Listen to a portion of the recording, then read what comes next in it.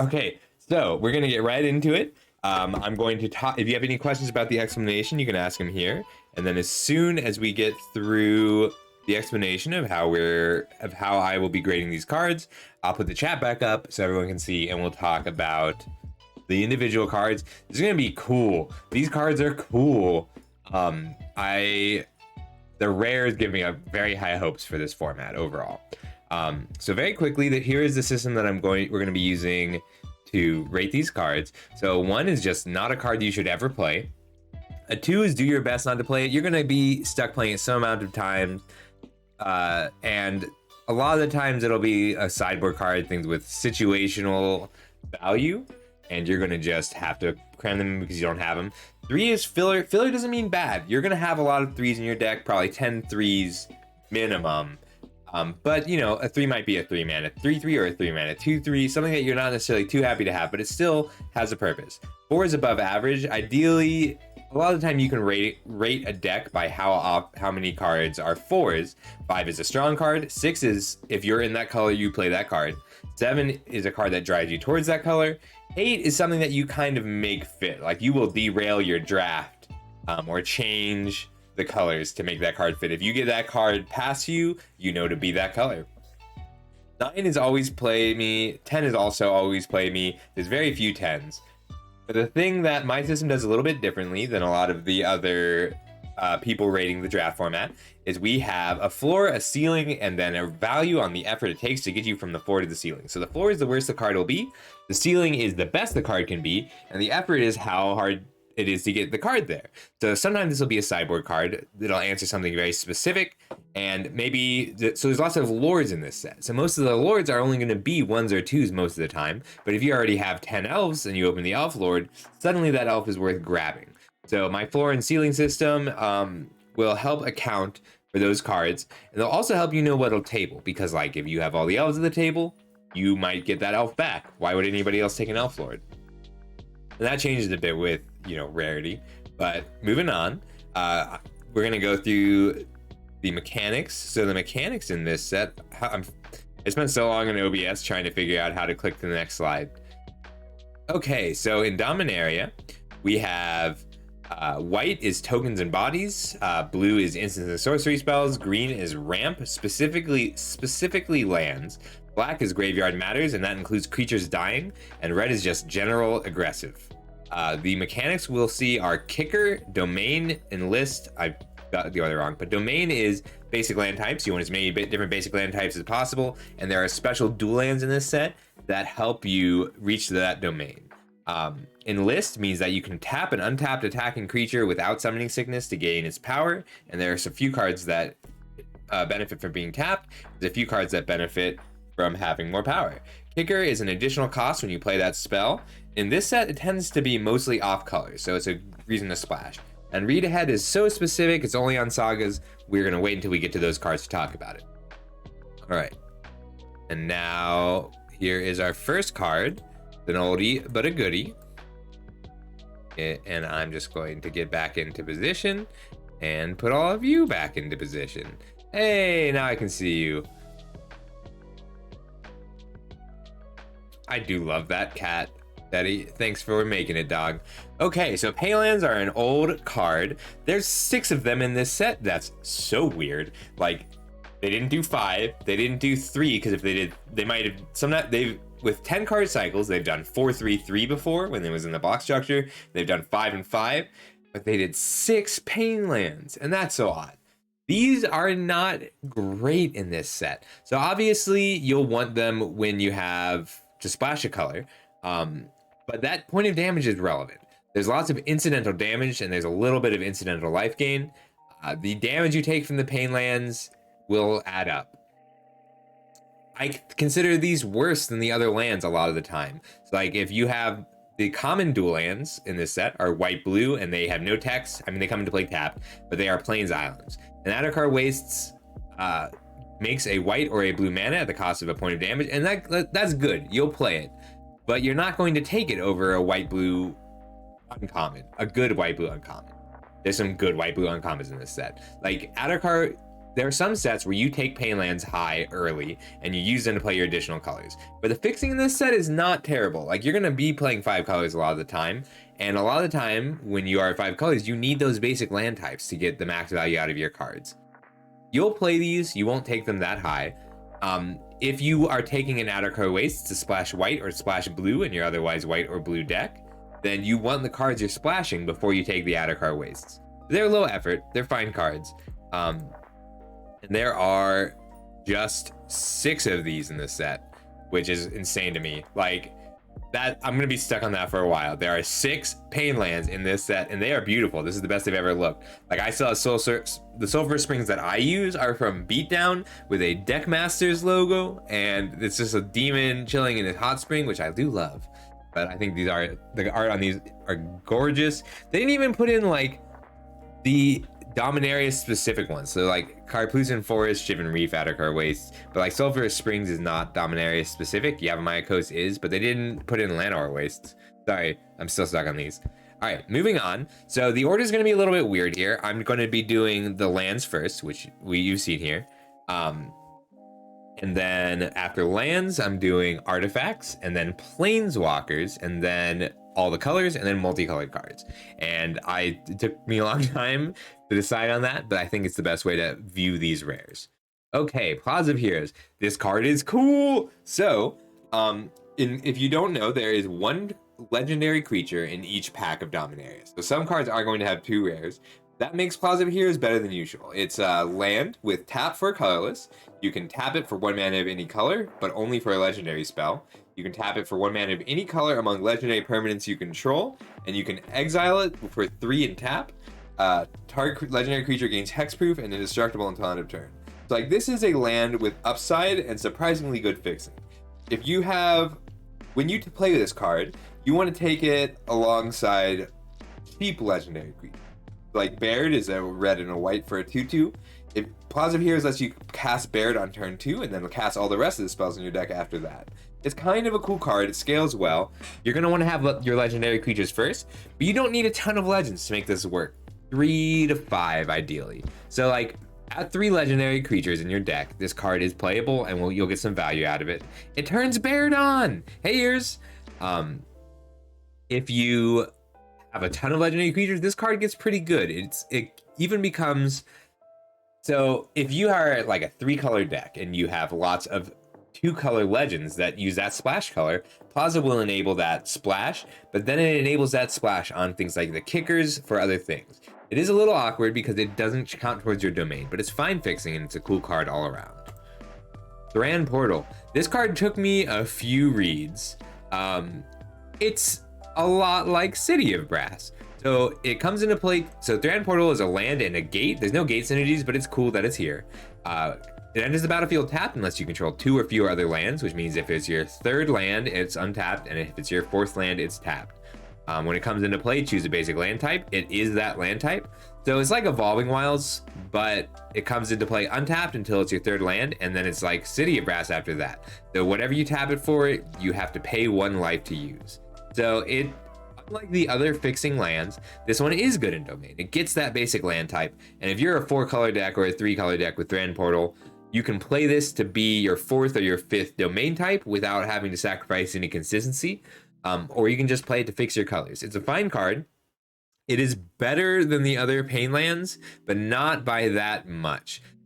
It doesn't make colorless, so you will always take damage from this, so you have to be very careful, but it has a place, and the domain decks are pretty good. I think 5 color is just, your splashing is going to be reckless and frequent, and it's great. Timeless Lotus. We have another Lotus. This card is a commander all-star. It is pretty bad in limited. It's 5 colors for a legendary artifact. It enters the battlefield tapped, and it has tap, add Wooburg, white, blue, black, red, green. So it's a little awkward because this is a legendary artifact for 5, which means on turn 6 you have 11 mana. So this ramps you from 5 to 11 at the cost of a whole turn. There's not a lot of reasons to ramp to 11 in this format. It's kind of pretty cool, but it's not very good. Please prove me wrong. If you think you have a draft deck that makes this card work, go for it. It does enable a lot of late game spells. There are ways to use this mana. There are a few cards that draw a huge amount of cards. We'll get to those in blue. I think if this does have a place, it's going to be mostly in a 5-color-ish control deck that is base blue-green, which base blue-green is a domain type, so it'll happen. And it's the decks that play these huge, there's a few like 6 and 7 mana draw spells, and those are the decks that want this card. Generally, you don't. That's so cool, Ears. I love that. Dog made that emote. All right, the next card is a banger. Golden Argosy is so cool, and this card plays better than it looks in this format. So it's a 4-mana vehicle. It's a 3/6. It is the only conventional vehicle in the set, and it has crew 1. And whenever it attacks, exile each creature that crewed it. Return them to the battlefield tapped under their owner's control at the beginning of the next end step. So there are a few hidden things on Golden Argosy. First of all, it's the only card in the set that blinks creatures. There are creatures that blink themselves, but it's the only card that blinks other creatures. Second, you can crew this more than once. So if you have 5 creatures in play with good enter the battlefield effects, you can crew this 5 times and blink all 5 of them. Third, there are cards in this set that care about being tapped. So the idea is to use those within lists, but you still can't enlist a creature with summoning sickness.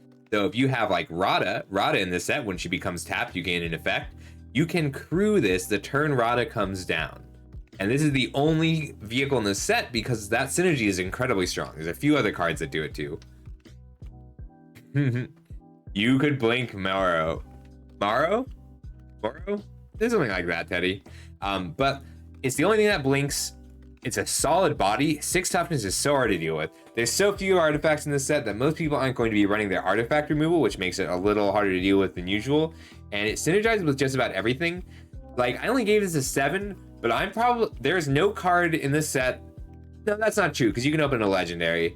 But usually you're going to take, there's very few cards in this set that you take over Golden Argosy, pack 1, pick 1, because you will always play it. It goes into every deck. You're even going to have corner cases where you crew it with all your creatures, attack, and then wipe your board. It only counters stun counters if, not really. So like, if they stun on your turn, but like otherwise you're just going to be tapped. If you can get your creatures to crew it through a stun counter, like in response to a stun counter, and then attack, then it'll work. But most things that put stun counters down work at sorcery speeders. Very cool card. I think it's the best artifact. It is the best artifact in this set. It's up there for rares. Very strong. It's deceptively strong. This card looks good and it will play even better than it looks. Karn Celix is a 3-mana legendary artifact. Karn Celix enters the battlefield tapped. Players can't pay life to cast spells or to activate abilities that aren't mana abilities, and X tap, exile Karn Celix, destroy each non-land permanent with mana value X or less, activate only as a sorcery. The counters disappear if you can get it. The counters disappear ears on the Golden Argosy if you can get it crewed with a tapped creature. Like, only creatures that crew it can blink it.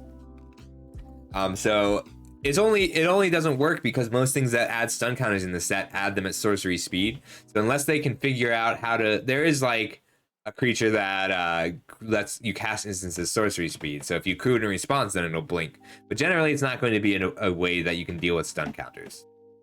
All right, so Karn Celix is a throwback to Navinaral's Disc, which is one of the things that ended the Brothers War. So this is kind of cool.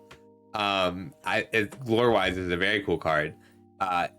It's a sweeper on a delay. So it'll play pretty interestingly. You can play this card on turn 3 and just make your opponent, it changes the game. Suddenly the game is so different.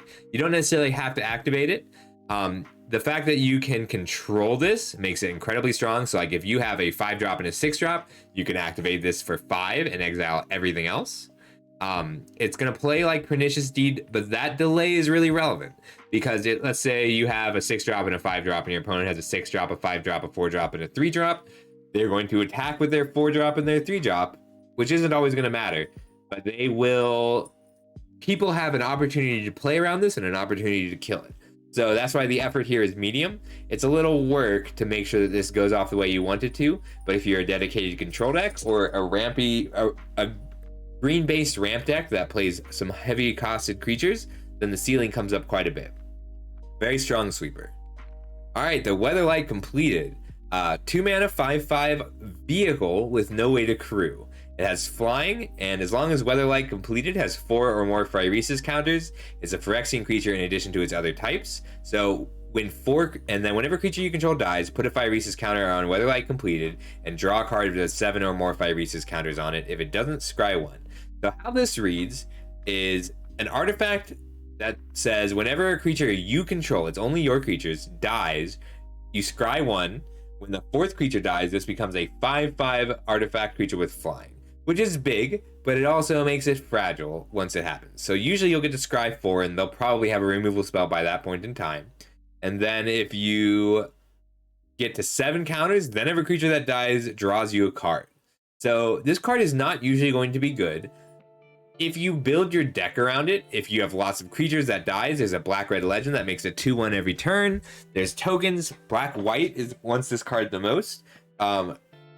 Most of the other black decks want to be a little bit more aggressive and grind out a little bit more, but black-white will make enough creatures to make this work, and black-red can get enough uncommons to synergize with it, and then this card will be fun. You can get value out of this card and it'll do okay work, but generally it's not going to be worth it. Like, treat this as a black-white card, and you don't really want this to be the first card in that deck. But if you've got a solid black-white tokens build going or enough synergistic creatures, go ahead and grab it, and you'll get it up to a 4 a lot of the time, and sometimes it'll just win you the game. All right, we're gonna pull up Karn. So we're on the Planeswalkers now.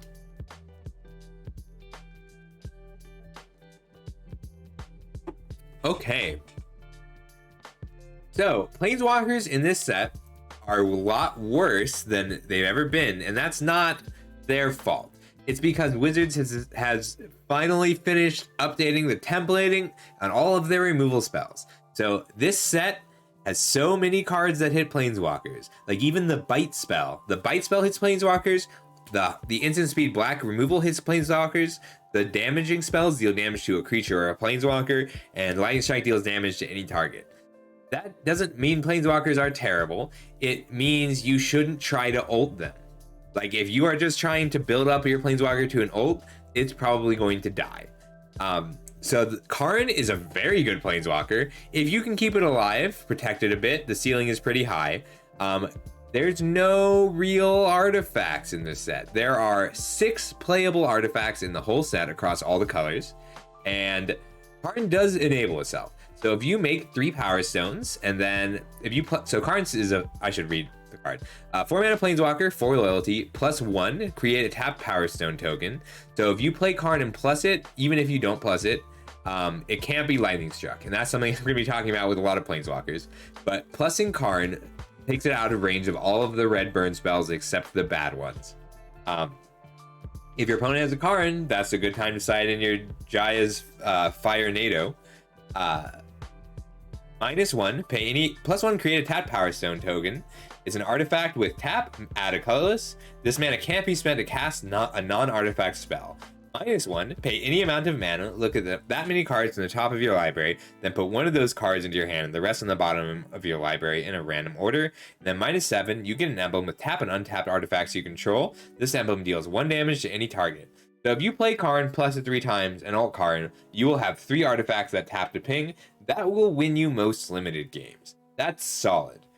Generally, it's kind of a liability. So like if they're on black or white, then they will shoot Karn, and if they are on, they have removal spells that deal with Karn flat out. And if they are on red or green, you just have to kind of pay attention. You want to try and get a card out of Karn on his minus. So if you just plus him the first turn, then minus him, pay 1, draw a card, minus him, pay 1, draw a card, Karn's going to be strong. And you can pour all of your extra mana into digging for a specific card. This is a hard Planeswalker to play with, especially compared to some of the Planeswalkers that we've seen recently. You're going to have to think through your turns and think about what you want to draw with them, and think about how you want to use those Power Stone tokens, because you can use them to activate abilities, but you're not going to be using them to cast artifacts very often. Karn is a thinking Planeswalker, really good design, very cool all around. Moving on, we've got a Ajani Sleeper Agent. This might be the worst Ajani has been in any limited environment, and that's kind of funny because they just completed him, you know? The Phyrexians made this card worse than limited. That doesn't mean he's bad. You're still gonna play him. He's still a 3-mana planeswalker most of the time. So he's 1 green Phyrexian white. He's completed, so you can pay either green or white or 2 life. And his +1 is reveal the top card of your library. If it's a creature card or planeswalker card, put it into your hand. Otherwise, you can put it on the bottom of your library. -3, distribute 3+1/+1 counters among 3 target creatures. They gain vigilance until end of turn. And -6, you get an emblem with whenever you cast a creature or planeswalker spell, target opponent gets 2 poison counters. That's super weird. Because it basically, you gain an emblem with when you cast 5 creature spells, your opponent loses the game. And it's not going to be easy to cast, like, that's a real clock, but it's still not easy to cast 5 creature spells after you minus Ajani. So the way Ajani will usually play out, you need to have other creatures in play. So if, let's say you have 2 creatures, a 2-drop and a 3-drop, that's pretty normal. And then on turn 4, you put him down, you -3 him, put 2 counters on one of your creatures, 1 counter on another, attack with both, it's a good hit, and now you've got some big blockers. So your opponent can either ping Ajani down to 0 or attack him through your creatures, and they'll have to sacrifice a few creatures. But in general, Ajani is going to be... When you plus Ajani, you have a 50% roughly chance of hitting a creature spell, and that's going to be a... Normally you'd build your deck for that, but if you are in white and green, you're going to have spells that act like creatures, like Captain's Call. So it's really 25%. You're going to have 10 to 12 creatures when you play Ajani. So if you plus him 3, you're going to minus him once, plus him 3 times, and average drawing 1 card out of him. And that's fine. He ends up reading like a mythic rare, put 3 counters on something, and draw a card. He's still cool. He still will play well, and he'll still win games. He'll gain you some life and he'll give you some counters, but it is weak as far compared to the other planeswalkers we've seen, especially, yeah, Fiery Negotiator. What a card. So it's 2 and 2 red for 4 loyalty, which, as we established with Karn, plussing means that plussing her takes her out of range of most of the red removal spells you care about.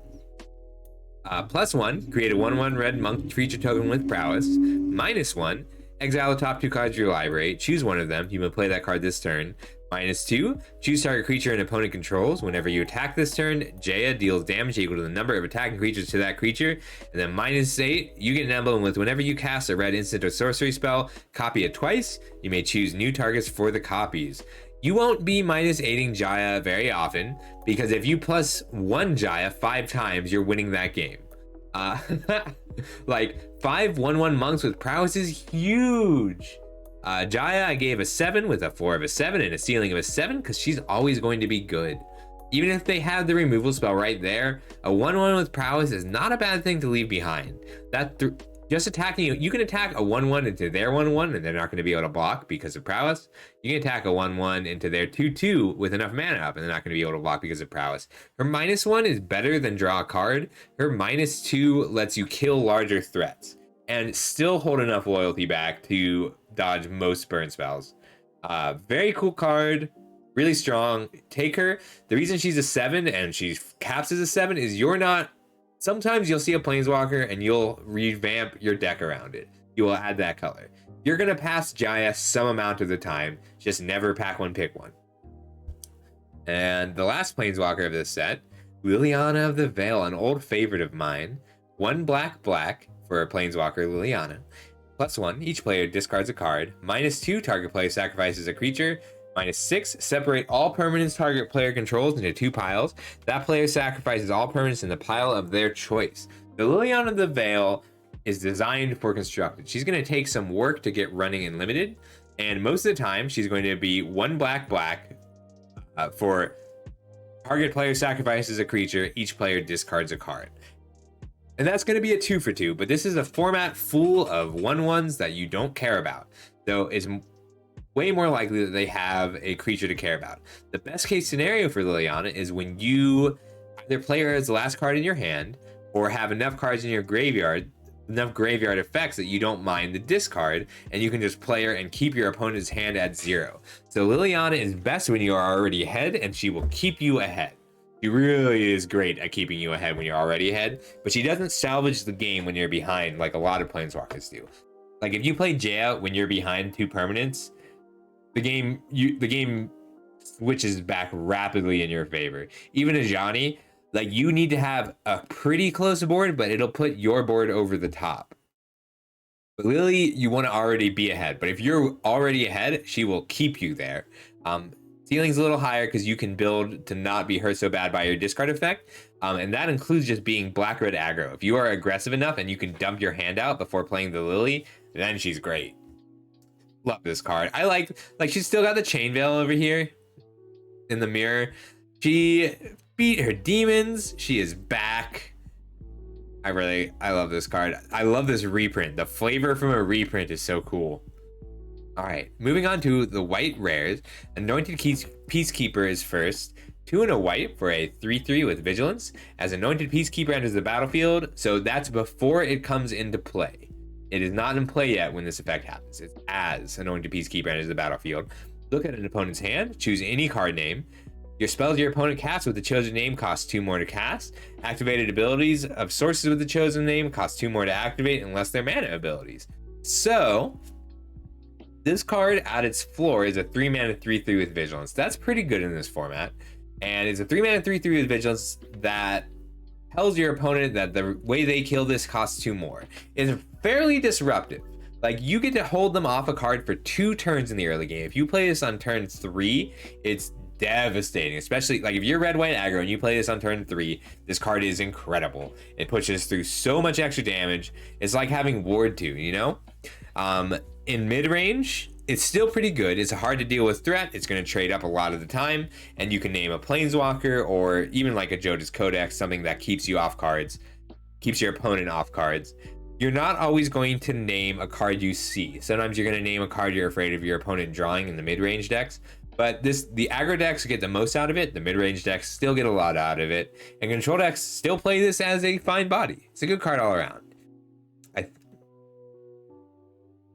It's pretty good. Like the information if this were a 3 mana 3/3, look at your opponent's hand, I'd still play this card. It's really cool. All right, Archangel of Wrath. This is the first, I mean, like not counting Jaya. This card's nuts. It's 2 white for a 3/4 angel. Kicker black and or red. You can do either or with flying and lifelink. If this were just a 4 mana 3/4 flying and lifelink, this would be a bomb. Lifelink is hard to find in this format. And then when it enters the battlefield, if it was kicked, it deals 2 damage to any target. And if it was kicked twice, it deals 2 damage to any target. This includes lifelink because this creature has lifelink and the effect happens after it comes into play. It has double kicker. So this is a 4 mana 3/4 with flying and lifelink, or a 5 mana 3/4 with flying and lifelink, deal 2 damage to any target, gain 2 life.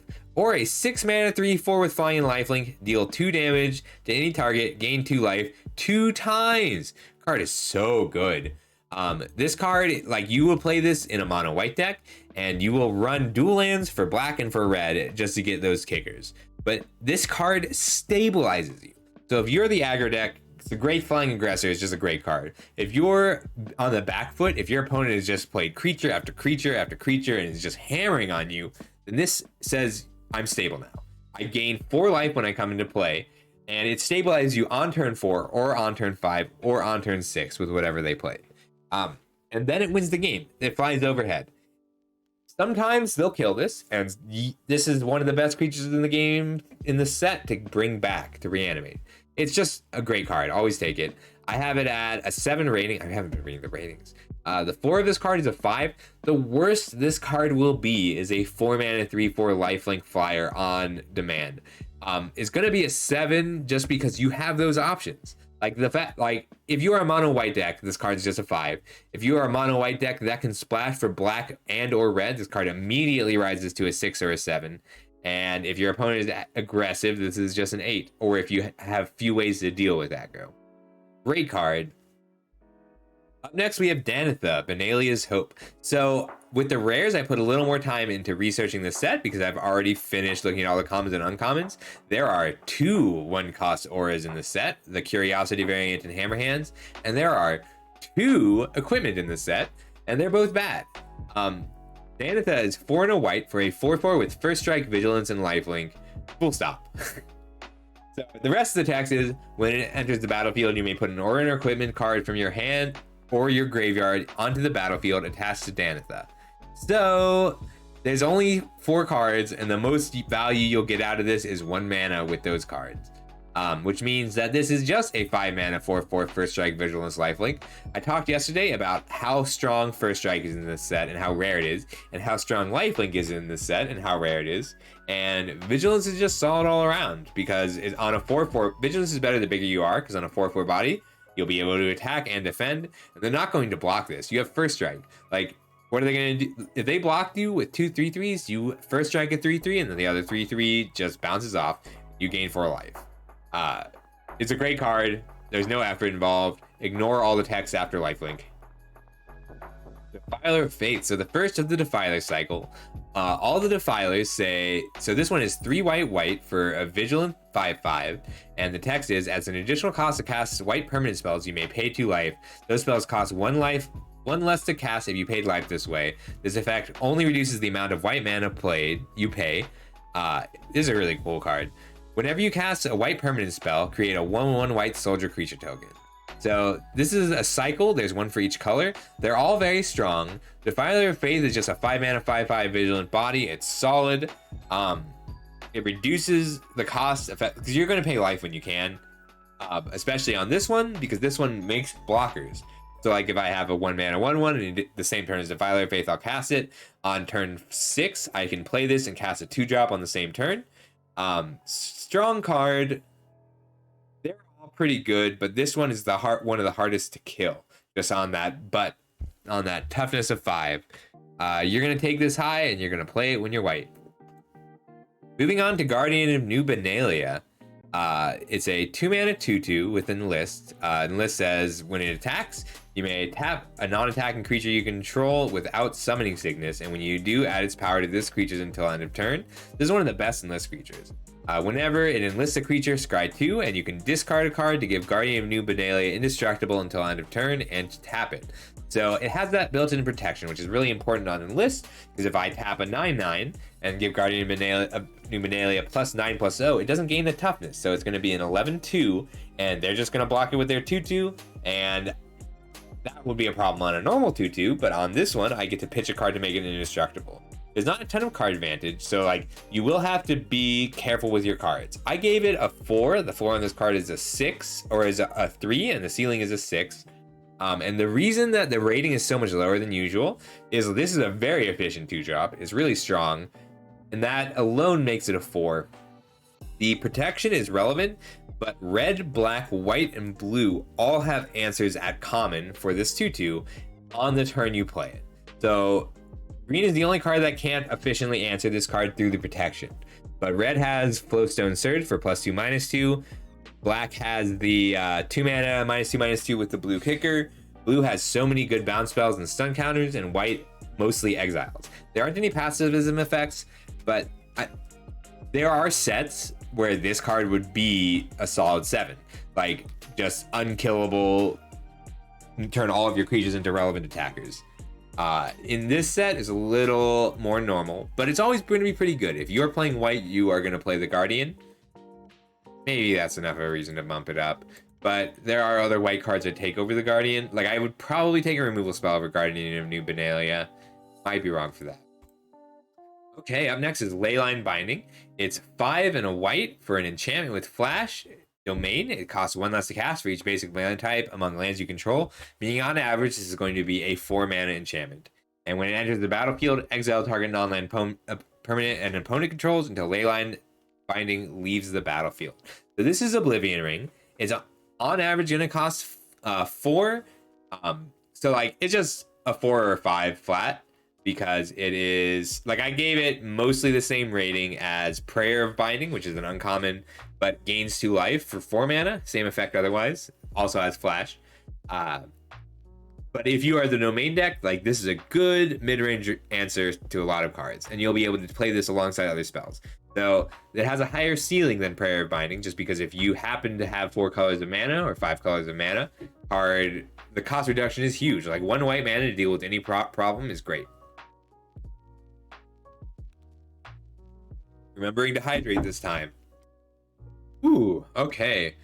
Here is the best white. Well, it is a mythic rare, but it's one of the best ones. Sarah Paragon, 2 white white for a 3/4 with flying. Once during each of your turns, you may play a land card from your graveyard or cast a permanent spell with mana value 3 or less from your graveyard. If you do, it gains. When this permanent is put into your graveyard from the battlefield, exile it, and you gain 2 life. So white has so many good cards, good creatures to bring back. So do all the colors. This is just kind of a low-cost set because you're going more of your spells than usual will have CMC 3 or less because of kicker. Like even a lot of the 5-drops are normally just 2 or 3 drops, and you can bring them back. And this style of card is frequently defeated with aggro. Like if I manage to get, so all the time you'll play this card on turn like 6, and then your opponent says, "Oh no, you're bringing a card back every time. Time for me to swing out, and then after all your blocks, I'll lightning strike you for the last 3 points of damage." But that extra 2 life you get off of each creature is so strong. And the floor on this is almost always going to be a 4 mana 3/4 that brings back one other creature, and that's already so strong.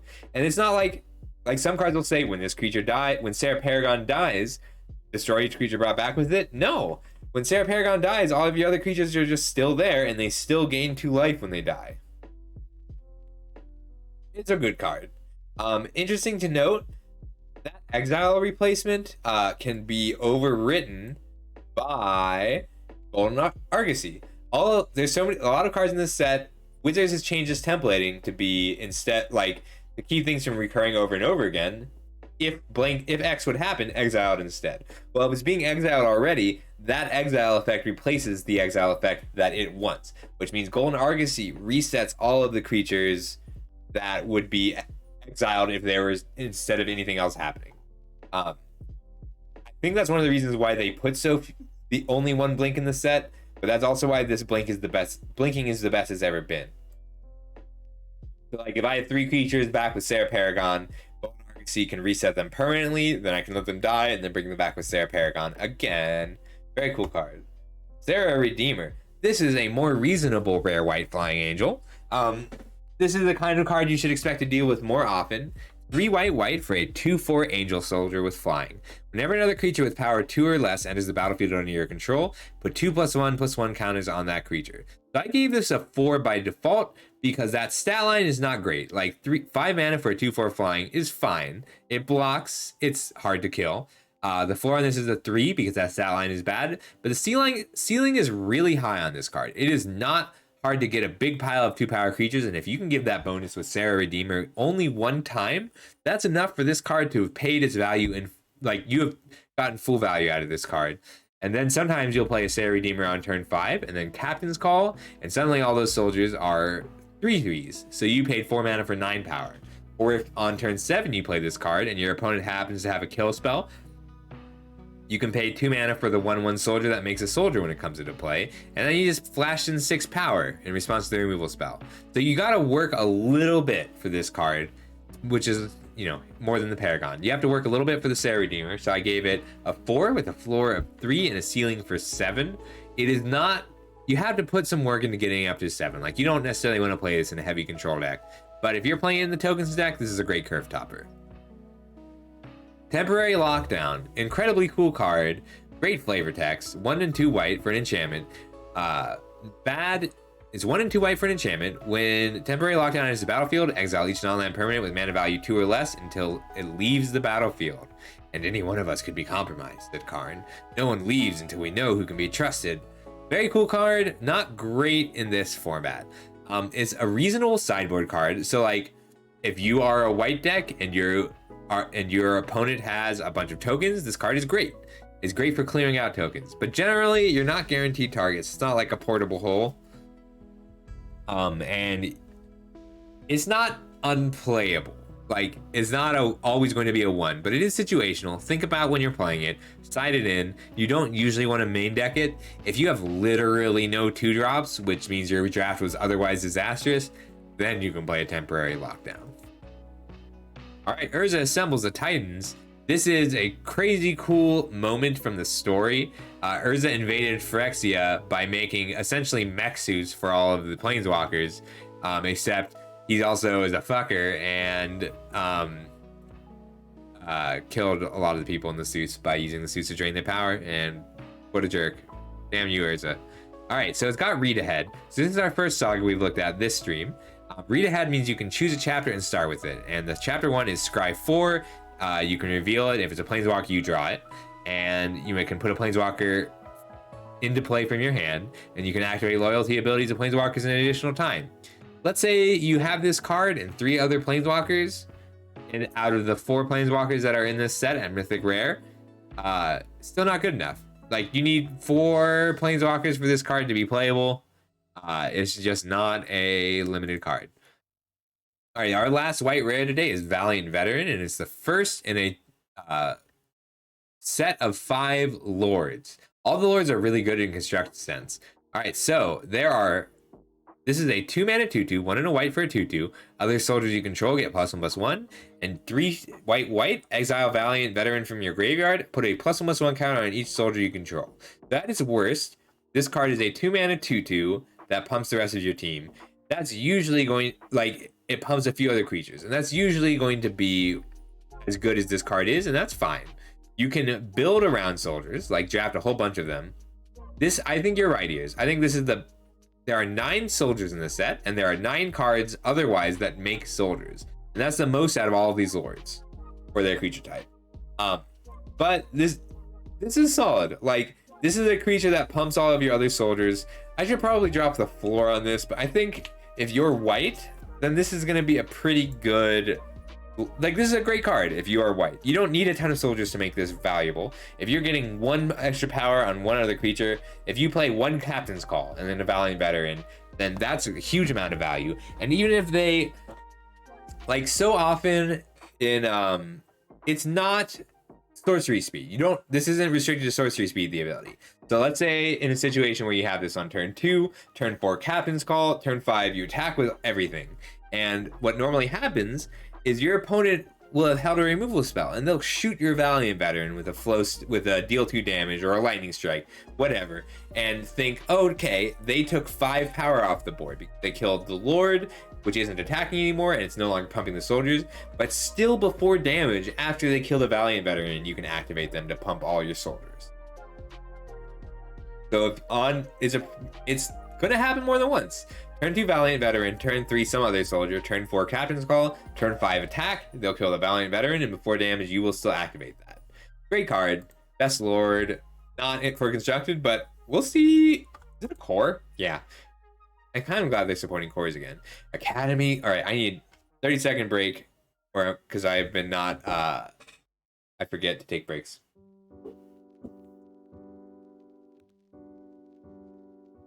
Can't help it. I get really excited about Magic cards. These rares are so cool. They're like so non-busted. The rares in this set are not broken compared to some past sets. Hey Dragonic, how's it going?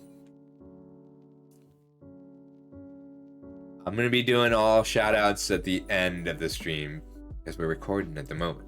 Alright, Academy Lore Master. We're on to the blue rares. This card is incredibly cool. It's blue for a 2/3 human wizard. At the beginning of each player's draw step, that player may draw an additional card, and if they do, spells they cast this turn cost 2 more to cast. It's not great.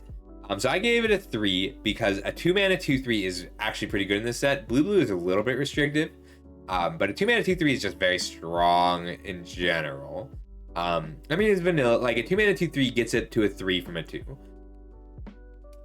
Your opponent will get to use this ability first. So if you play this on turn 2, your opponent is not likely to do this because they don't want to miss out on their 3-drop, and you will learn something based on whether or not they draw this card, namely that they don't have a good 3-drop in their hand. Starting on later in the game, this becomes a huge liability. So, like, if you play this like on turn 8 and your opponent has no cards in hand and they get to draw an additional card before you do, then they'll get to play that additional card. But the ceiling is pretty high on it, which means you have cards to dig for. I do think I talked myself down. Like, this card is going to be a 2 sometimes, because sometimes it's just bad in the late game, especially if they get to kill it. Like, if their only card in hand is a removal spell, then they get to draw a card before you get to draw a card, and then they'll kill it. I do think she's so cool, though. Yeah, I was colored a little by how cool I think this card is. So it's going to skew towards kind of bad, but a 2-mana 2/3 is worth using. Aether Channeler. This guy is really good and constructed. It's a little weird because like it's not a bomb in the conventional sense, but it's a 2 and a blue for a 2/1. When it comes into play, choose one. Create a 1/1 white bird with flying. Bounce a non-land permanent. That includes your permanents, or draw a card. So a 3-mana 2/1 that draws a card when it comes in is great. Like that would be a 4. And the fact that this always does something relevant makes it a 5. Like it's not usually going to be better than a 5. It doesn't permanently answer a threat. Sometimes it's going to be a 3 mana for 3 power and 2 toughness. Sometimes it's going to be 3 mana 2/1 draw a card. But it's always going to be pretty good. If there were more blink in this set, the ceiling would be higher. But like the only way to get this card better is to recur it, and it's just always going to be a good card. Take It High is also pretty easy to splash. Up next we have Cosmic Epiphany. Beautiful, cool, bad. 4 blue for a sorcery. Draw cards equal to the number of instant and sorcery cards in your graveyard. So the 4 of this card is a 1. You're not usually going to play this. Doing the math, this card is playable at X equals 4. That's when this card becomes worth it. Because at X equals 3, 6 mana for 3 cards is fine, but like it's not worth the amount of time this spends in your hand. And you're going to have to take a turn off to do this. Like if you spend 6 mana to draw 4 cards, and then your opponent is just deploying threats, you're probably going to die before you get the chance to play them. That being said, if you can get this, like the ceiling on this card is 6. So I gave this a 1 because the floor is a 1 and it's usually going to be at the floor. If you have dedicated instants and sorcery decks with enough cheap interaction, and I'm talking like 5 lightning strikes, then this card's fine. You need to, your opponent needs to have a mostly empty board that you spent most of the cards in your hand dealing with, and then you need to get something out of refilling your hand there. It's not something you should usually play. Like if there's a control mirror, you can side it in. If you are a heavy enough controlled deck, it's still sketchy. There are other draw spells you want, like this Defiler of Dreams. So here's the blue Defiler. 3 blue. It is in draft boosters. It's a cool card too. Like this is a cool card. It's cool in Commander. It'll have a constructed place. It's dangerous because like by the time you can play this and cast your other spells, it might be drawing you 10 cards when you only have 10 cards left. And mill's a thing in this format. Even if you're milling yourself with the Cosmic Epiphany, like if you mill yourself 10, it's still dangerous. It's a dangerous card. Honestly, this card would be awesome if it was target player draws cards equal to the number of instant sorceries in your graveyard, because you'd get kills with this all the time. Like, if this were target player draws cards equal to the instant number of instants and sorceries in your graveyard, I would first pick this every time and force Defender Mill every time I got it. Defiler of Dreams. 3 blue for a 4/3 with flying. It has the Phyrexian clause, and whenever you cast a blue permanent spell, draw a card. So I gave this a 6. It's slightly lower than the white one on the floor because 3 toughness is a liability. It does make it much easier to kill when it comes down. However, the first trigger of this is better than the first trigger of the white one. So on average, it's going to be a little bit better. Drawing a card is not always better than a 1/1, but it's usually better than a 1/1, which is kind of why the stats are so much lower. But it's a 4/3 fire. Like a 4/3 will end the game pretty quick. I gave it a ceiling of an 8 because Shore Up, the 1 blue protection spell, is so good with Defiler of Dreams. I think Shore Up is one of the reasons that they made it only permanent spells and not spells. But I also like that it's only permanent spells and not instants. So you're usually going to cast this on turn 6, holding up a Shore Up, and then if you untap with this, you're probably going to win. If everything... This is first pack, like pack 1, pick 1, you're taking this card. Pack 1, pick 1, you're taking this card like it's a 6. Pack 1, pick 1, you're taking this card like it's a 1. Pack 1, pick 1, you're taking this card like it's a 5. But this card, you're also taking this card pack 3, pick 10 like it's a 5, which it's interesting. But like you're going to take this a lot of the time. It's a good card. It's very strong.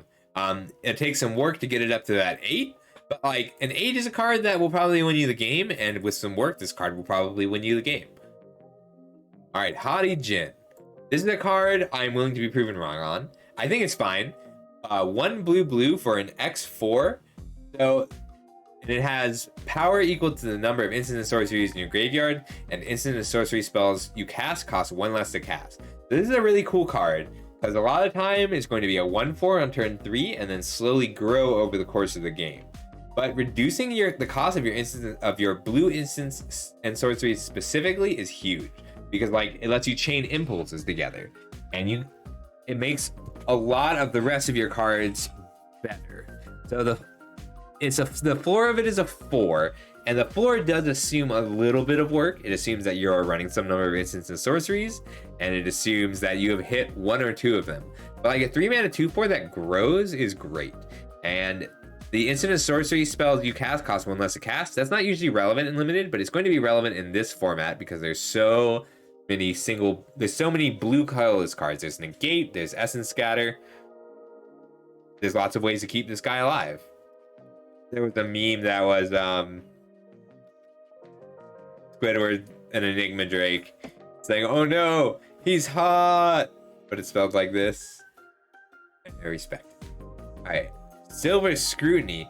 This is the draw spell you want. This makes Cosmic Epiphany look like garbage because Cosmic Epiphany is garbage. The Cosmic Epiphany wishes. So X blue, you may cast Silver Scrutiny as though it had flash.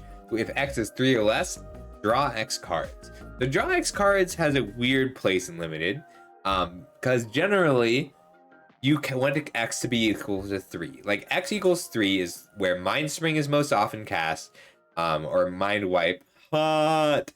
And so Silver Scrutiny says at instant speed, it's 5 mana to draw 3 cards.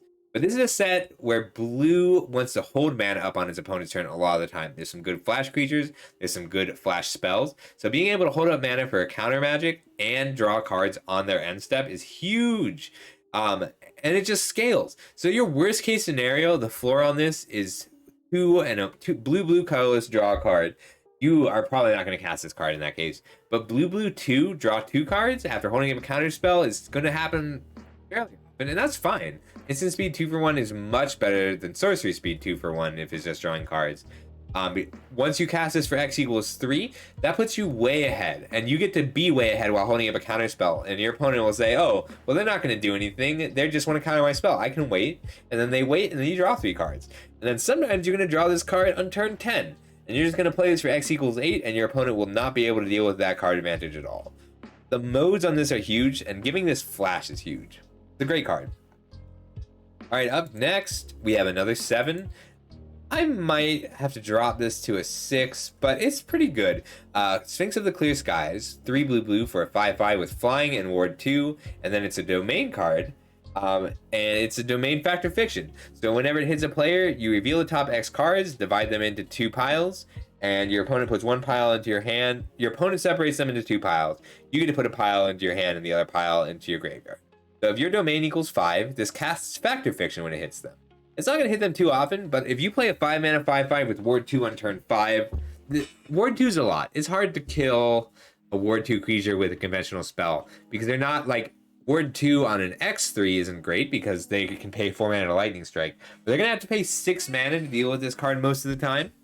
And if it gets in just 1 time with 2 domain, you've drawn a card. And you've drawn the worst of 2 cards.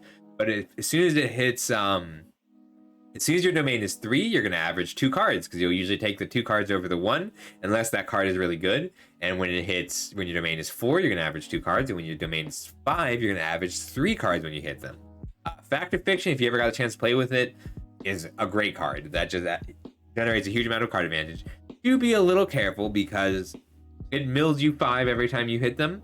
But the nice thing about only milling you when you hit them is you're also dealing 5 damage. Which means that you will have milled 10 cards, drawn 10 cards, and hit them for 20 damage with 4 attacks. Great card. Ceiling is not that much higher. It's almost always going to play as well as it can. But as well as it can, it's pretty damn good. It's a mythic, like it's fair. I gave it a 7 average with a floor of 5 and a ceiling of 8, because the worst this card is going to be the 5-mana 5/5 that taxes your opponent 2 mana. Good card. The phasing of Zalfir. This is one I really want to play with to get a handle on how good it actually is. We're going to revisit this one. It's 2 blue for an enchantment with read ahead. Chapters 1 and 2 are both...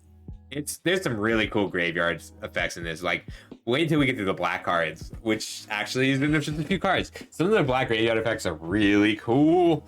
Phasing with Zalfir, 2 blue for an enchantment with read ahead, so you can start it on any chapter. So chapters 1 and 2 are both another target non-land permanent phases out and can't phase in for as long as you control phasing of Zalfir.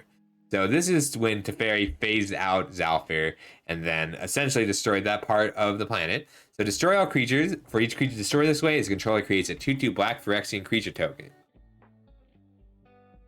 You know, I do think we have enough people who want to do that. I'll try and set one up. It'll have to be during the day. That's a great idea, Ears. I'll set one up. So phasing of Zalfir will usually be, you'll usually start it on chapter 2. So you usually phase out one of your creatures, and then turn the board into 2/2s. This card takes a little bit of setup because you need something that can block a 2/2. You need a 3/3. That's all you need. All you need is a 3/3. You need a few 3/3s. You need your opponent not to be ahead too much. If your opponent is ahead too much, just turn everything into 2/2s and essentially wipe the board. And you'll have situations and like, so this card plays well with every set of colors, not except red. Red is the only thing that blue-red is the only thing that doesn't want phasing with Zalfir. But you want this in a 5-color deck. You want this when blue-black because you want your creatures to die. You want this in blue-white because you're going to be upgrading your 1/1 creatures to 2/2s. And you want this in, well, you want this sort of in blue-green. You have to think about how you're going to play with it in blue-green, but you'll be able to phase out your huge creatures in blue-green and then turn everything to 2/2s. It's a cool card. It'll play pretty well. The 4 on this card is a 4. And the 4 may come down because sometimes this card will not do what you want it to do, but it'll usually be a 6 and it'll usually make the game interesting. I am excited to play with it. All right, moving on, we've got Vesuvan Diplomacy. So this is a card, it's based on Vesuvan Doppelganger and Vesuvan Shapeshifter, which are 2 of my favorite cards. The art is, love the art of Vesuvan Shapeshifter. Just that dupe. All right, so I gave this card a floor of a 2 because it doesn't really do anything on its own. It's 3 and a blue for an enchantment. Whenever you cast a spell that targets only a single artifact creature you control, create a token that's a copy of that card, except it's not legendary. So it doesn't do anything on its own. You need creatures that you want to copy and spells that copy them. But you can build your deck around this card and get a lot of value out of it. It's a lot of work. You have to really commit to building your deck around it, but I think this card will work sometimes. You need a fair amount of pump spells, but there's a blue cantrip. It's 1 blue. Target creature gets -1/-0, and there's a kicker that makes it block. And you can draw a card. And I just realized that I don't actually know if that can target your own creatures. So I'm checking it really quick. Timely Interference. Creature. So if you have the thing about this card is a lot of the time, you will already have a lot of the building blocks needed to make this work. So if you have a lot of Timely Interferences, then this card is worth picking up. But you want a playset. You need probably 5, 6, 7 cards that target only a single artifact or creature you control before this card is worth it. But there will be situations where that happens. So keep an eye out for it. And you'll get past it too, because it doesn't do a lot otherwise. You can also splash this in a green deck that has enough pump spells. It's cool. I really want to see this card work, but be prepared to put in the effort. Okay, so Vodalian Hexcatcher. 1 and a blue for a 1/1 Merfolk Wizard with Flash. Other Merfolk you control get +1/+1, and sacrifice a Merfolk. Counter target non-creature spell unless its controller pays 1. There are only 6 Merfolk in this set. Most of them aren't great. This thing is a bomb. This is going to see Legacy play. It's going to see Modern play. It might see Pioneer play. Generally, it's not great in this format. It's a 3 only because, on average, with a floor of 2 and a ceiling of 4, it's usually going to be a 3 because having flash is some pretty good value. Like you can pick off a small attacker, or something that just enlisted a creature. You can pump one of your other merfolk. You don't need a whole ton for that flash to make that pump worth it. Or you can force spike. Being able to just play this for 2 mana to force spike an instant or sorcery spell out of nowhere is gonna get some people. Cool card. I love the art on it, but it's not nearly as good as the White Lord in limited specifically. All right, Vodalian Mindsinger, 1 blue for a 2/2 with kicker 1 in a red and or kicker 1 in a green. Enter the battlefield with 2+1/+1 counters on it for each time it was kicked, and when it enters the battlefield, gain control of target creature with power less than Vodalian Mindsinger's power for as long as you control Vodalian Mindsinger. The card's great. So if you play this as a 3-mana 2/2 to take your opponent's 2/2 on turn 3, then that's a great card. And if you play this as a 5-mana 4/4 on turn 5 to take your opponent's 4-drop, this is a great card. If you play this as a 7-mana 6/6 on turn 7 to take your opponent's 6-drop, this is a great card. Like, this is a huge threat that is something that they have to kill. And red, so green has some protection spells and red has some sack outlets. So even if they manage to kill this Vodalian Mindsinger, it's still going to be a good card. Yes, it is less than power. Sorry, I misspoke, life. But it's still pretty good. Like, you're usually going to have something that you can take with it. And if this card were just a 3-mana 2/2 that kicks to be a 5-mana 4/4 or a 7-mana 6/6, it would almost be good enough. And the fact that it takes a creature too and is set with some reasonable sack outlets makes it even better. It's best in like a 5-color deck, but like you'll still play this to take a 1-power creature in your blue deck, in your blue-white deck. Also, it's a merfolk, which only has one other card that cares, but it's still relevant. It's not... So you don't need red or green until late enough that it's okay to run those as splash colors on just a few dual lands or pain lands. I really like this card. It's going to play really well. If you happen, the reason that it's average is a 5 is because you're not always going to be blue, red, green. So it's a 5 when you're only 2 of those colors, and the ceiling is a 7 if you happen to be like a 5-color domain deck or particularly good at splashing. Great card, and the 5-color decks tend to want to be green, blue anyway, so it'll work pretty well. All right, we're going to take a 30-second break while I refill my water bottle and rest my voice, and then we'll be back with Braid's Arisen Nightmare.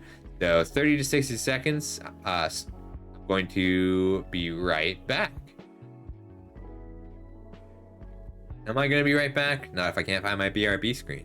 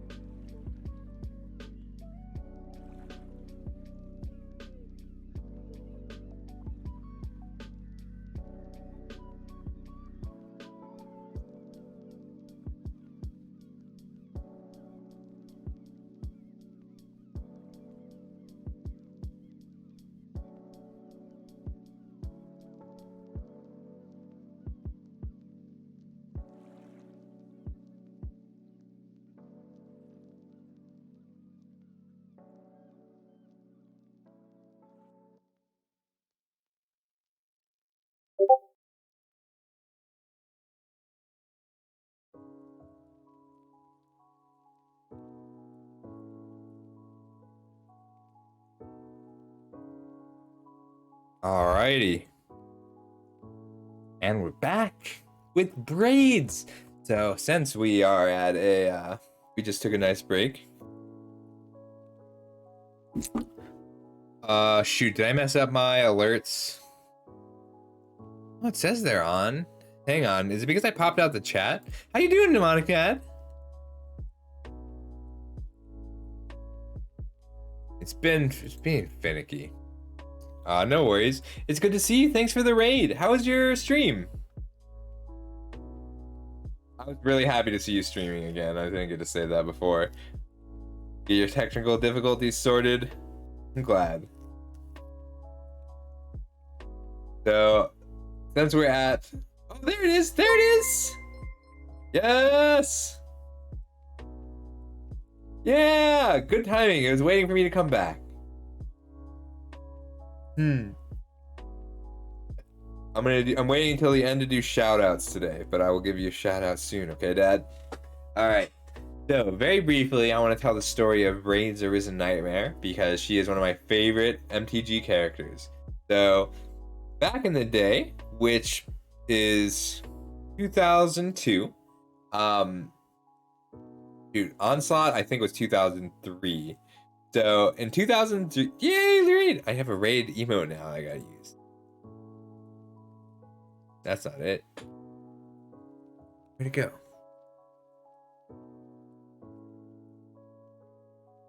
There it is. Great. So back in the day, in 2002, 2003 maybe, there was a set called Onslaught. So Onslaught Legion Scourge, and Onslaught was in Dominaria 100 years after... Well, Odyssey was 100 years after Dominaria, and then Onslaught was after Odyssey. And Braids was a horror maker. She could conjure horrors from her head into reality, and she was the best at it. And then Chainer showed up with the Mirari cheating to be better at making horrors than her. But she was still the best at it because she had a huge space in her head for festering the horrors. Right? Nightmare Adept. Fuck Chainer. So then a lot of things happened, and a god came to being in Scourge, and that was Corona, the false god. And she accidentally away a huge chunk of the earth. Well, their planet of Dominaria. So she took away like 5 square miles of the earth, and suddenly everyone was falling, and they were just falling into this 5-mile wide and deep pit that Corona accidentally made. And someone was like, Corona, oh no, you took away all of the Dominaria. You took away a 5-mile chunk of Dominaria. You got to put it back. She says, oh, I'm so sorry. And then she put it back. And everybody in that 5-mile chunk died except Braids, who turns out can go into her own head. So she just disappeared into her own head, into the place where she made the horrors. And the last that we saw of Braids was like, okay, well, this is where I am now. I got to deal with these horrors. I'd rather die to horrors than suffocating under 5 miles worth of stone. Yes, all the people standing on top of the pit fell into the pit. Standing on top of the plain stone earth fell into the pit. Yeah, I like Chainer. He's a cool character. You know, I think it does, because, like, the fact that she could come back from it, I think, made it her own plane. Because every other time, so she could never go back to where she was, because she didn't really go anywhere. She, like, phased out of existence for a moment while she was in her head. But she had to stay there because she didn't have a place she could go back to. So the fact that she's here is pretty weird, and I want to know this story. Yes, it's only gone for like a few minutes. She apologized because Corona's whole thing is that she is like a godlike, all-powerful being with total control of all the magic on this plane. Nobody else can use magic while Corona is there. I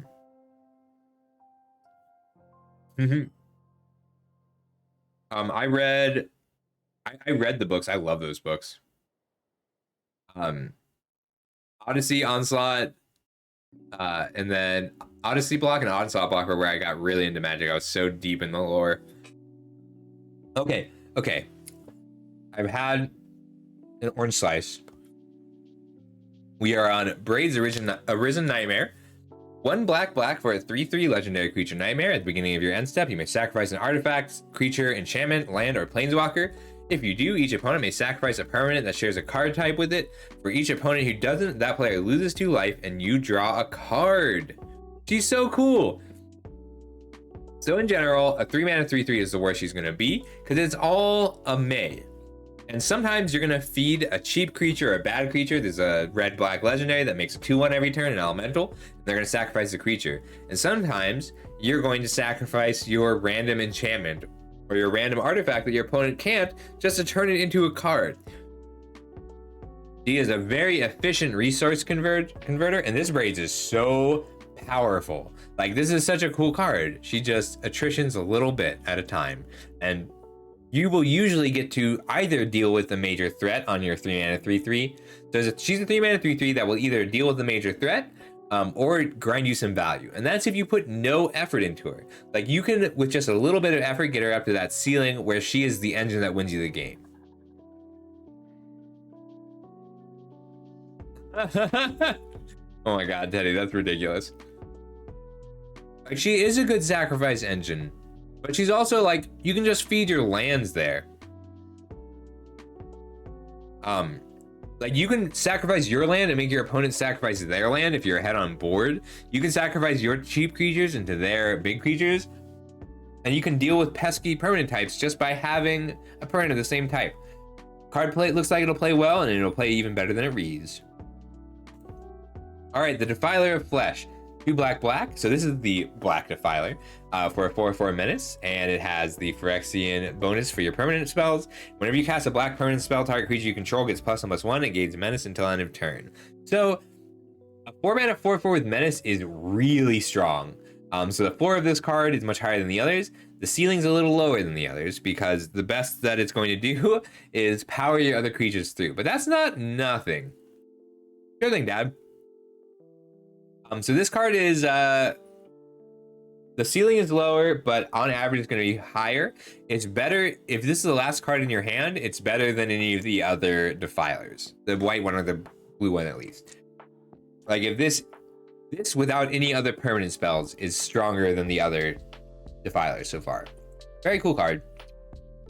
I gave it an average of 6 with a floor of 5 and a ceiling of 7.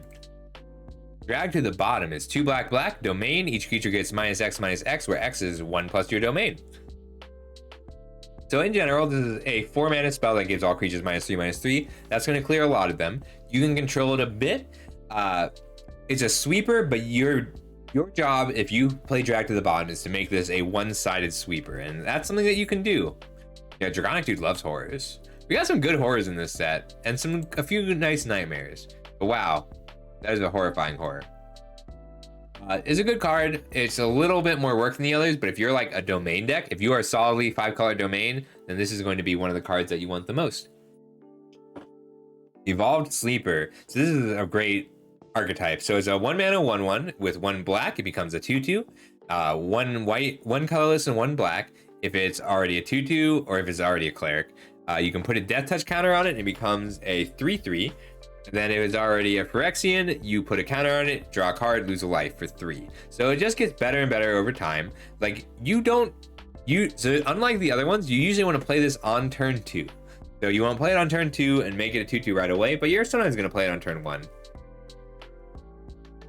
it becomes a 2/2, then a 3/3, and then it just grows and draws cards. So it's always going to be pretty strong.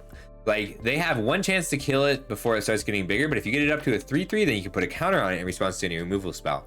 And this is going to attack for 2 damage early on, so a lot of the time you'll play this on turn 1, get it up to a 2/2, and then on turn 3, you'll just attack with it, because you can activate it at instant speed. And if they block, you'll turn it into a 3/3, so they can't block with their 2/2. So it'll get in for 2 damage, and then you can play your 3-drop anyway. And then on turn 4, you'll probably play a 2-drop, and then make it a 3/3, and then you'll start putting counters on it. It plays better than just activate. It doesn't eat 3 turns of yours. But the threat of it getting bigger makes it very strong. So I have it at a floor of a 3, ceiling of 7 with an average score of 5. It's a great card. It's better in like a mid-range or control deck than in an aggro deck because you want that card draw from it more than you want to be hitting with it. Ooh, Shadowrite Priest, 1 in a black for a 2/2. This is the Cleric Lord. There are 8 clerics. The clerics are pretty good in this format. And it's a 2-mana 2/2. Other clerics you control get +1/+1, and 3 black sacrifice another cleric, search your library for a black creature card, put it onto the battlefield, then shuffle. So usually this is just going to be a 3. It's going to be a 2-mana 2/2 that will occasionally pump a creature. And I put the ceiling on this card as equal to your best black creature. So generally that's going to have to be a rare. Human Tribal looks good. Yeah, the sleeper is pretty good in standard. The evolved sleeper, like that's gonna see standard play. It might even see modern play. It just has a little more competition. But this is a good cleric lord. I think clerics are viable in standard right now. Definitely in a lot of the arena formats, clerics are viable. So if you get a deck with like 2 or 3 other clerics and 1 black bomb rare, which is not a ton. So you want the other black bomb rares first, this card gets better. Like if you have a rare in here, like if you have the Sholdred, who I rated a 6, then you can treat the Shadowrite Priest as a 6 because it turns your worst cleric into your best creature. All right, so Sholdred, the Apocalypse. Here we have Sholdred. She's back. She's in Praetor, but she's an honorable horror. I feel like she's moving more and more towards Elishanorn. Like she is shrinking. She's not shrinking, she is redistributing her mass. Gix fail and I shall not. That's a bit hurtful to Gix. Gix is cool. Was cool. 1,000 years ago. She is 2 black for a 4/5 with Death Touch. Great start. Whenever you draw a card, you gain 2 life. Great continuation. Whenever an opponent draws a card, they lose 2 life. Great finish. So like, even if your opponent has a removal spell, you'll be up 2 life, they'll be down 2 life. And she's either going to attack through whatever your opponent has, or just sit there as a really strong blocker until you have to trade her up and drain your opponent 2 life every turn. And if you can make your opponent draw cards, that's pretty difficult. But if you are just making yourself draw cards, there's a lot of cards in the set that let you draw cards at the cost of life, and Sholdred mitigates that a little.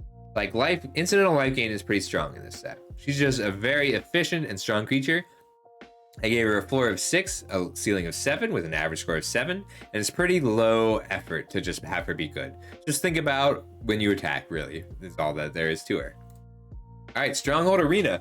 This is the junk kicker card, the Abzan kicker card. So cool! 1 colorless, 1 black for an enchantment with kicker green and or white. When it enters the battlefield, you gain 3 life for each time it was kicked.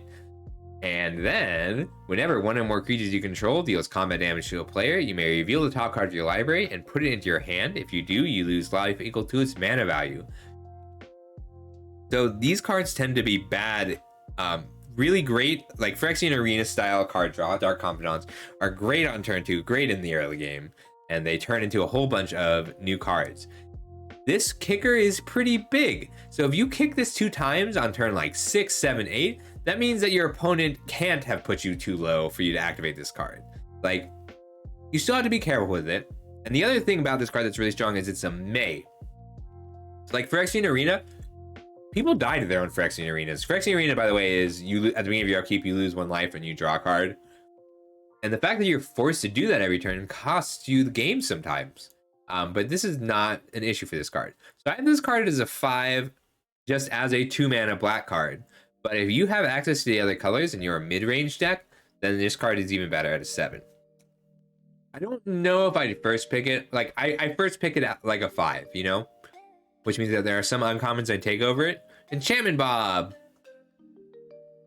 It's pretty cool. I like this card. I like the cards that depict a moment in time of the story. That's what Stronghold Arena is doing here. Very cool. A lot more flexible than the other arena cards have been. So I gave it a floor of 5 with an average. It's on average going to be a 5. And if you have a mid-ranger deck with some quick evasive creatures that happens to be green, white, black, it's very good. Cruelty of Gix. So this is the saga. Here's Gix from Sholdred. Gix is a Thran character who showed up and was like one of the first Phyrexian enemies we met. he had some priests. So 3 black black for an enchantment with read ahead. And chapter 1, target opponent reveals their hand. You choose a creature or planeswalker from it. So it's usually going to be a creature, and they discard that card. Chapter 2 is search your library for a card, put that card into your hand, shuffle, you lose 3 life. And chapter 3 is put target creature card from a graveyard onto the battlefield under your control. So if you play this on turn 5 to an empty board, or if they don't have a lot of pressure on, you're going to get all 3 chapters, and you're going to essentially get the best card out of your deck, pay 3 life. Do be careful with this, because if you start on chapter 1 and they hit you for a bunch, you don't get to stop it. But it's going to play like a card from the last Dominaria called the Eldest Reborn. It's almost always going to be a strong 2-for-1. And this is a 2-for-1 that happens to leave a great card in your hand. It is going to be, yeah. Oh, I forgot about those. On Moto, they had those characters. He was a cool character. He was from the second book I read. Bloodlines? Something like that. He's from the same books that Zancha is from, who got a card in one of the commander sets. So this is just a solid card. It's almost always going to be, like, the worst case scenario is a 5-mana reanimation effect, which is fine without being too strong. It takes a bit of effort. So I set it to a medium effort, because if your opponent is really aggressive and putting a lot of pressure, be careful. Don't kill yourself. Like, 3 life is not always worth a card. So these are 3 overcosted effects that put together make it worth it. And the fact that you can read ahead and just grab a creature from a graveyard when you need to makes it a little bit stronger. The Raven Man. This is a really cool card. I would love to come back to this once we know a little more about the format. It's a 2-mana 2/1 at the beginning of each player's end step. At the beginning of each end step, if a player discarded a card this turn, create a 1/1 black bird creature token with flying, and this creature can't block. So you need... So this is a 2-mana 2/1. I gave it a 4. It's pretty good in blue-black. So blue-black and red-black both have a 2-mana looters. I don't know what the Raven Man's true identity was, though. I have those stories open. I just haven't finished reading them yet. If it's in the story if it's in one of the 2 stories that they put out at the beginning, I don't want to know. I want to read it. I do need to go through and read the side stories because I enjoy them. All right, so 2-mana 2/1. For this card is a 3, like a 2-mana 2/1 that starts making your opponent discard a card. On turn 4 is solid, but what you really want out of the Raven Man is an activation on turn 3. So you're gonna usually play this card. Hang on, I'm actually gonna pull this up. So what you want the most out of the Raven Man is this uncommon Bohar Vodalian Desecrator. So if you're gonna play, ideally you want to play this on turn 2 or Goblin Picker. So you want Bohar or Goblin Picker on turn 2. Then on turn 3 you play the Raven Man and loot or rummage and then make a bird. I see. That's too bad. And then it just starts going. Then on turn 4 you get to make your opponent discard a card. So you want other cards that interact with this build a discard tribal deck. Like, it makes all your other discard cards a little bit better. But if you're not turning it on early, that Raven's kind of marginal because it can't actually block. So like, it's good pressure if you are affecting your opponent's hand in other ways. But 4 mana to make your opponent discard 1 card is solid without being amazing. So like, it's gonna be a 3 at worst. Pick it like a 4, but if you already have a couple pilfers and a couple looters, the card's great. Very cool. All right, Tyrannical Pitlord. 4 black for a 6/6 with flying trample. As Tyrannical Pitlord enters the battlefield, choose another creature you control. Chosen creature gets +3/+3 and has flying, and when it leaves the battlefield, sacrifice the chosen creature. This card's cool. So you're usually going to want to put this on like a soldier, a random 1/1, something that you don't mind losing. But if you put this on your 5/5, give it flying, then your opponent takes out 2 of your bombs for only 1 card.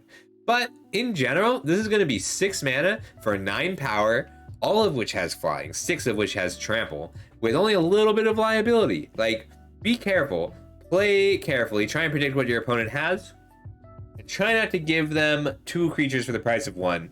Like, you don't want to play this when you only have 1 other creature and it's a bomb unless you're about to win with it. Um, but this is gonna play well. It's a great card. All right, I'm gonna drink some water before we get to red and let people process this chaotic transformation. Oh, sorry, I gave the Tyrannical Pit Lord an average of 6 with a floor of 4 and a ceiling of 7. You just want to be a little careful on how you play. Right.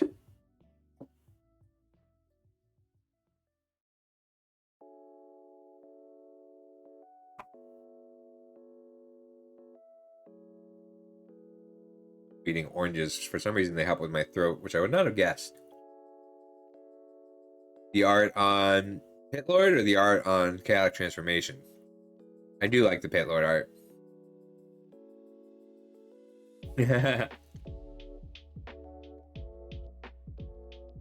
Alright, so Chaotic Transformation is polymorph, target artifact, creature, target artifact and target creature, and target enchantment, and target planeswalker, and target land into another permanent of the same type. This card is almost always going to be bad. Okay, I'm hydrating.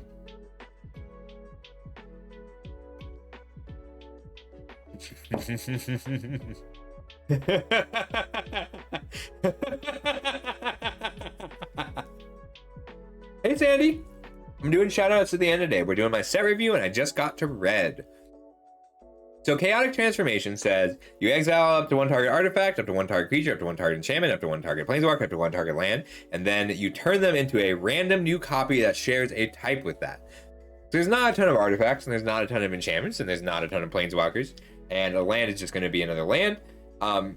This card is not unusable like the polymorphs usually are, because you can, if you hit their planeswalker, if you exile, this is a corner case. It's usually the floor is a 1 and the ceiling is a 5 with a lot of work. It's a huge amount of effort to get the ceiling up to a 5. But sometimes you're going to side this in and you're going to turn their domain land into the wrong land. Like they're only going to have a forest and you're going to turn it into a mountain. You're going to exile their planeswalker flat. You're going to exile their enchantment flat or turn their enchantment into a worse version of it. And upgrade a soldier. So like if you have a soldier token that you get to turn into a real creature, an enchantment that you get to take out of the game altogether, a planeswalker that you get to take out of the game altogether, and disrupt their domain, this card is reasonable. And that's a corner case, but it's a funny enough corner case that I'm gonna get to try it out once or twice. All right, the Defiler of Instinct. So here we have the red Defiler. All the Defilers are bombs. Now that we've seen them all. 2 red for a 4/4 with first strike. And we've talked before about how strong first strike is in this set relative to other sets, just because of enlist, because enlist doesn't increase toughness, which means that no matter what they enlist, this Defiler of Instinct will still kill it. It gives Phyrexian reduction, FTK.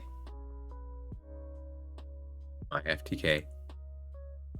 Flame Tongue Kavu. Oh no, you're right. Oh no, I didn't notice! Oh no. His aim is better. He doesn't just belch all the fire onto something, because whenever you cast a red permanent spell, the Defiler of Instinct deals 1 damage to any target. So, like, that's pretty reasonable. You'll get a creature once or twice. It also, unlike the other Defilers, really rewards playing multiple creatures in a turn. So it takes a little bit of planning, but usually this is going to be a 4-mana 4/4 with first strike that kills a creature once, which is pretty close to a rare version of Flame Tongue Kavu, honestly. I gave it a floor of a 5 because it's always going to be pretty good, and a ceiling of a 6 because sometimes it'll be a little better. Great card. It's going to average out to be a 6. It'll usually be at its ceiling. Oh my god, I didn't even notice that. That's so sad. Flame Tongue Kavu was a defender of Dominaria. You fought in the war. Keldon Flame Sage. 2 in a red for a 2/3 with enlist, and whenever it attacks, look at the top X cards of your library where X is its power, and you can cast an instant or sorcery spell from among them effectively. You get to exile and then cast it. It's a pretty interesting card. So on its surface, it's a 3-cost 2/3 with enlist, and that's usually all it's going to be.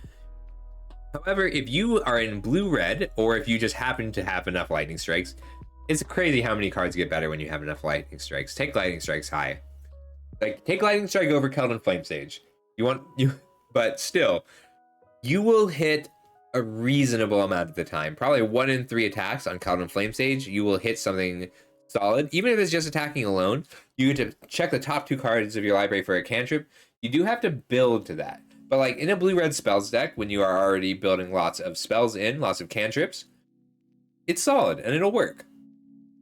All right, Ragefire Hellkite. 6 mana 5/3 with flying. Whenever it attacks, you can sacrifice a creature to give it double strike. So this is a very fragile attacker, but it attacks for 10 damage. Like, it's a 6-cost creature that attacks for 10 damage and dies to a lightning strike or any of the white removal spells, or any of the green bite spells without a lot of effort. But if you can get this in, like, this is a glass cannon of a 6-drop, which 6 is a lot to pay for a glass cannon, but that doesn't mean that there's no place for it. And this is not an, like, even the aggro decks will play this card as just a top end, because what'll happen in some games is you'll be attacking with all your creatures, you'll get them down to like 5, 6 life, then they will deal 4 damage and gain 4 life, or bounce a creature and gain 3 life. And that doesn't actually develop their board, it just sets you back. And it also gives them enough life that they get to survive that big attack. The Ragefire Hellkite will come in clutch in those situations and grab you a win. I gave it a floor of a 3 and an average of 3 because it's, you know, it's a 6-drop and it hits hard, but it's very fragile. But a ceiling of a 5 if you can protect it. I think it's best if you have cards like Shore Up, things that just keep it alive. Like 10 damage is a lot. That ends the game in 2 turns at a cost of 2 creatures and 6 mana. Rada's Firebrand. I think it's great that, oh wait, Rada's dead, isn't she? Who am I thinking of? Hang on, I gotta go check. No, Rada's right here. Coalition Warlord. Rada's only an uncommon, and her Firebrand is a rare. She is a Glass Dragon Teddy, that's right. The Rada's Firebrand is a 2-mana 3/1, which is already great in aggro, and whenever it attacks, target creature defending player controls power less than Rada Firebrand's power can't block this turn. So this effect is normally incredibly powerful in aggro, and in a lot of formats this would get a 5, but there are a lot of 1/1 tokens, and there are a lot of cards that make 2 1/1 tokens, and if your opponent has 2 1/1 tokens, then Rada's Firebrand does not do quite enough. 3/1s are weaker in this set than they've been in a while. That being said, it's still pretty strong, so I gave it a 4. And it has Domain 6. Rada's Firebrand gets +2/+2 until end of turn. It costs 1 less to activate for each basic land type among lands you control. Activate only once each turn. So even if you have all 5 colors, generally when you attack with this on turn 3, you might at most have 3 colors. So you can activate this on turn 3 to hit for 5, but at the cost of your 3-drop, which you want to be able to play your 3-drop in red. It's still solid. But it's going to play like an uncommon a lot of the time. It hits really hard if it goes unanswered, but it's relatively easy to answer in this format. Pick it high if you are mono red or red white aggro, or even red black aggro. Like, if you are a very aggressive deck, this is the best 2-drop you can get. Otherwise, it's going to be just fine as a 2-mana 3/1 that grows and swings big in the late game after trading some damage back and forth. And she's rarer than Rada, which I guess is okay. I like Rada a lot. She's a cool card. Runeveld Hordemaster. 1 in a red for a 1/1. Other goblins you control get +1/+1. And when Runeveld Hordemaster or another goblin dies, exile a top card of your library. If it's a goblin creature card, you may cast that card until the end of your next turn. Here's the Goblin Lord. There are only 6 goblins in this format, and I think 8 of your creatures need to be goblins before that bottom effect is relevant. But that first effect is relevant at 5 or 6 goblins, because the thing about the goblins in this set is they're all really good. Like, there's 6 goblins, none of them are unplayable. They're all at least a 3 or a 4, and some of them are higher. Unfortunately, a lot of them are rares. This isn't going to see a ton of play. It's usually going to be a 2. Don't pick it early. If you have a big pile of goblins and are mostly red, you can take it late, but that's not going to happen very often. Shivan Devastator. This is the highest rating I've given a card so far. Red X, flying haste, enters the battlefield with X +1/+1 counters on it. The reason I gave this such a high rating is This is a good card. Like, you'll play it as a 9 mana 8/8 with haste. Like, it deals X damage. Yeah. I do think that's the correct pronoun, Demonic Dad, because it is a him and a them. It is like he, they. It's not always a slash though. It is a him and a them.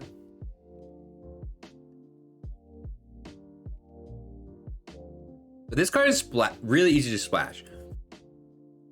So the thing about Shivan Devastator is if I open this in pack 3, I will still, and I am white-blue, I will still take Shivan Devastator. If I get past this pick 8 pack 3, I am still taking Shivan Devastator. It doesn't matter what other colors I am. It's just so easy to splash. It's so easy to get that 1 red mana when you game in the game. It could be she, them. You're right. It could be him, she, them. Him, her, and them all together at the same time. It's just a really good card. So like sometimes this will be a 5 mana 4/4 flying haste. Sometimes this will be a 2 mana 1/1 flying haste. Sometimes it'll be a 10 mana 9/9 flying haste. Like this wins the game a lot of the time you play it, and it always scales. Like this card, like the floor of this card is at 3, and that's if you're playing a 2 mana 1/1 flying haste. But if you're playing a 3 mana 2/2 flying haste, that's still worth it. That's still good. That's a 4. And a 4 mana 3/3 flying haste is still good. Like the fact that this scales means that you're always playing this card. You will always take Shivan Devastator. You will always play Shivan Devastator with a couple random red sources that you picked up over the course of the draft, whether that's your duels or your artifact fixing. You know, Shivan Devastator is actually a reason to play the artifact. The Lotus, the 5-color Lotus. Here we go. Timeless Lotus. So turn 5 Timeless Lotus lets you play a turn 6 10/10 Shivan Devastator. The card's just good. Always take it. I can't think of a time. Like black white aggro? Maybe? But generally you're taking Shivan Devastator. It's a mythic rare. It's really good. Moving on. Oh, so I gave it an average of 8. On average, this card is going to be an 8, even with a floor of a 3 and a ceiling of an 8. It's not going to be better than an 8, just because I think to be better than an 8, you have to be resistant to removal, which Shivan Devastator, she is not. Moving on. Squee, Dubious Monarch, is actually ranked 99. For Squee, like, 2 and a red for a 2/2 with haste. When it attacks, it creates a 1/1 red goblin token that's tapped and attacking. So it's a 3/3 with haste against an empty board. And it essentially has escape 4 for 4. So it's 3 and a red. Exile 4 other cards from your graveyard to cast Squee from your graveyard. I love Squee's story. Like he was given he was a cabin boy on the Weatherlight. He was given immortality by Yawgmoth, so that because Kovacs hated him so much, and Kovacs deserved a reward and just needed someone to kill over and over again. You're probably only going to escape this once or twice per game, which is still reasonable. Like, it's not a bad card. You're going to play it a lot of the time, but it's not like Squee the Immortal. Squee feels like he got sick of coming back to life, which is tragic. Like, this one can be permanently answered. It can be exiled forever, and it takes a lot more work to bring him back. I want to read a story. I have it open in another tab. I've just been swamped, but I want to read it. Squee is really good. Like your 3 drops having haste is huge in this format, and it's also a goblin that makes a goblin. So Squee is one of the reasons to run the other Goblin Lord. It'll play really well, and you will usually get to play it on turn 3 and then again on turn 8, and that'll be the last we see of him. But it leaves a body behind even if they block it. It's a good card. Temporal Firestorm. So I gave this a 7. I might have to revisit this one and come back, but it feels like a 7. So 3 red with kicker 1 white, 1 in a white, or 1 in a blue. Use up to X creatures and or planeswalkers you control, where X is the number of times the spell is kicked. Those permanents phase out, and then it deals 5 damage to each creature and each planeswalker. So the worst case scenario on this card is 5 mana, wipe the board. The 5 mana deal 5 to everything. It doesn't kill literally everything, but as we established in the common and uncommon review, 5 damage kills 96% of all creatures in this set. So only 4% of the creatures survive it. It's not very many. 4 damage incidentally kills 91%. But for 7 mana, you get to kill all but one creature. And for 9 mana, you get to kill all but 2 creatures. So at 5 mana, this is a board wipe. At 7 mana, this is a one-sided board wipe. At 9 mana, this is an even more one-sided board wipe. We'll come back because basically this is the score at a 7 is fairly high, and if this is a predictable card, if people know that this is coming and can play around it, we may have to revisit this rating and drop it a little. But for now, there are few enough sweepers that I think it'll usually fire, because like the thing is, the blue sweeper of this format, so there's a blue sweeper and a red sweeper, and then there's a black mini sweeper, but the blue sweeper rewards putting all of your bodies out. It's the fairy one. So this one in particular is the opposite, and that's going to create a cool dichotomy. So I gave it a floor of a 5 with a ceiling of a 7. So the 5 is just a normal sweeper with no kicker, and a 7 is a one-sided sweeper with an average of 7, because it's usually going to be a one-sided sweeper. All right, the Elder Dragon War. So it's a 2 red saga with read ahead. You can choose which chapter it comes in on, and the chapter 1 deal 2 damage to each creature and each opponent. So it's a mini sweeper that shocks them. Chapter 2, discard any number of cards, then draw that many cards. So usually that'll get you 1 or 2 cards rummaged. It doesn't net you any cards, but Chapter 3 is create a 4/4 red dragon creature token with flying. So the worst case scenario on this is 4 mana for a 4/4 dragon creature token with flying. But the options are huge. So wiping the board and then putting down a 4/4, like if this creature card said, if this were a 4 mana 4/4 that dealt 2 damage to each creature and 2 damage to each opponent, that would be a 7. Like, and that's gonna be how this reads most of the time. Like most games, if you play this on turn 4, you'll kill 2 creatures with that deal 2 damage to each creature, and the 2 damage is just a bonus that you deal to them. Then you'll turn 2 lands into 2 real cards and make a 4/4. This is a great way to deal with your extra lands. Like the aggro decks are gonna be on 17 lands just because when they draw extra lands, they can pitch them. There's a lot of good ways to do it. But this card plays really well, and it's a great reason to be red. Like if you open this pack 1, pick 1, take it, and go red. The floor is 5 just because some aggro decks aren't going to want this. Like you have to be a little careful in how you build when you might deal 2 damage to everything. So just pay attention. All right, Briar Hydra, 6 mana 6/6 with trample and domain. Whenever it deals combat damage to a player, put X +1/+1 counters on target creature you control, where X is the number of basic land types among lands you control. If this starts hitting, you're going to win the game. Your opponent has to kill this right away.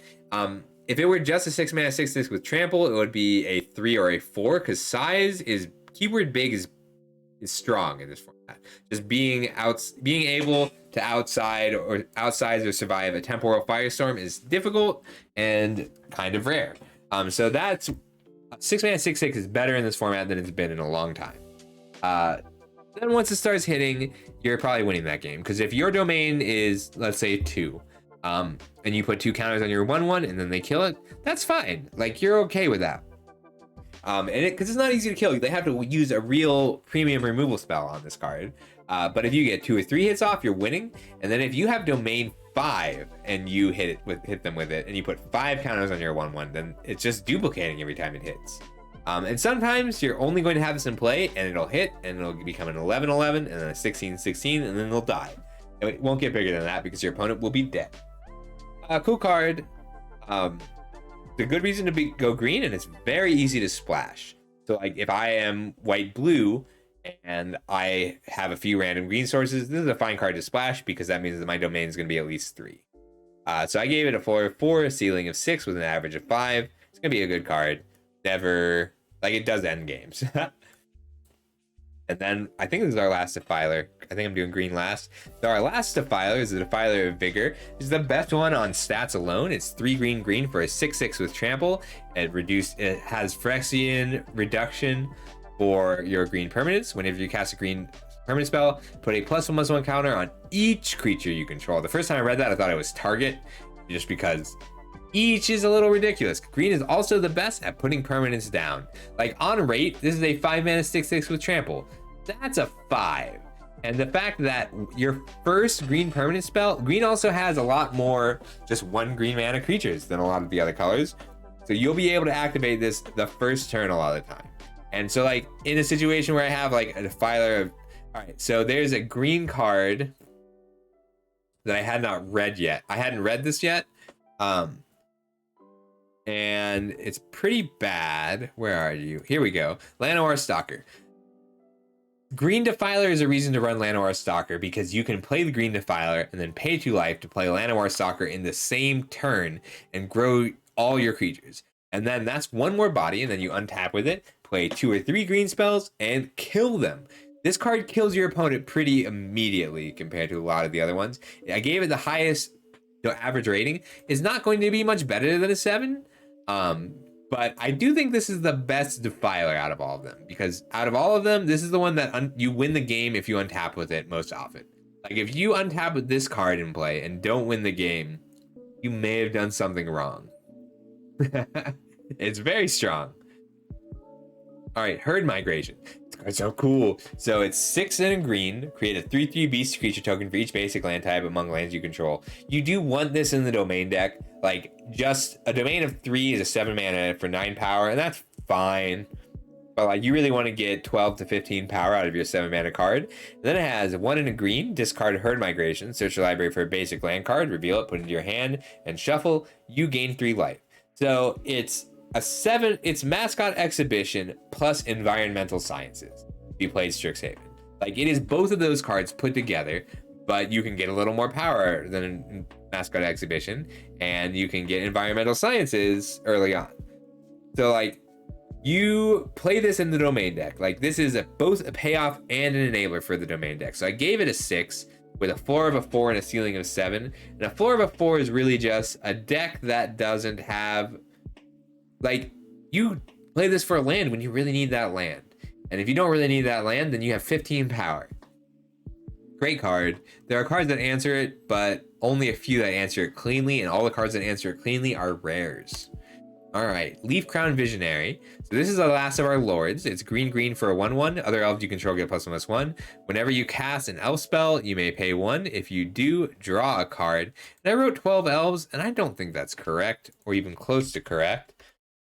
I don't remember why I wrote 12 elves. I don't know, maybe there are 12 elves. But we're gonna check really quick. Dominaria United. And oh, I feel like I meant to write 2 elves. Oh, I've searched text, not type. Hang on.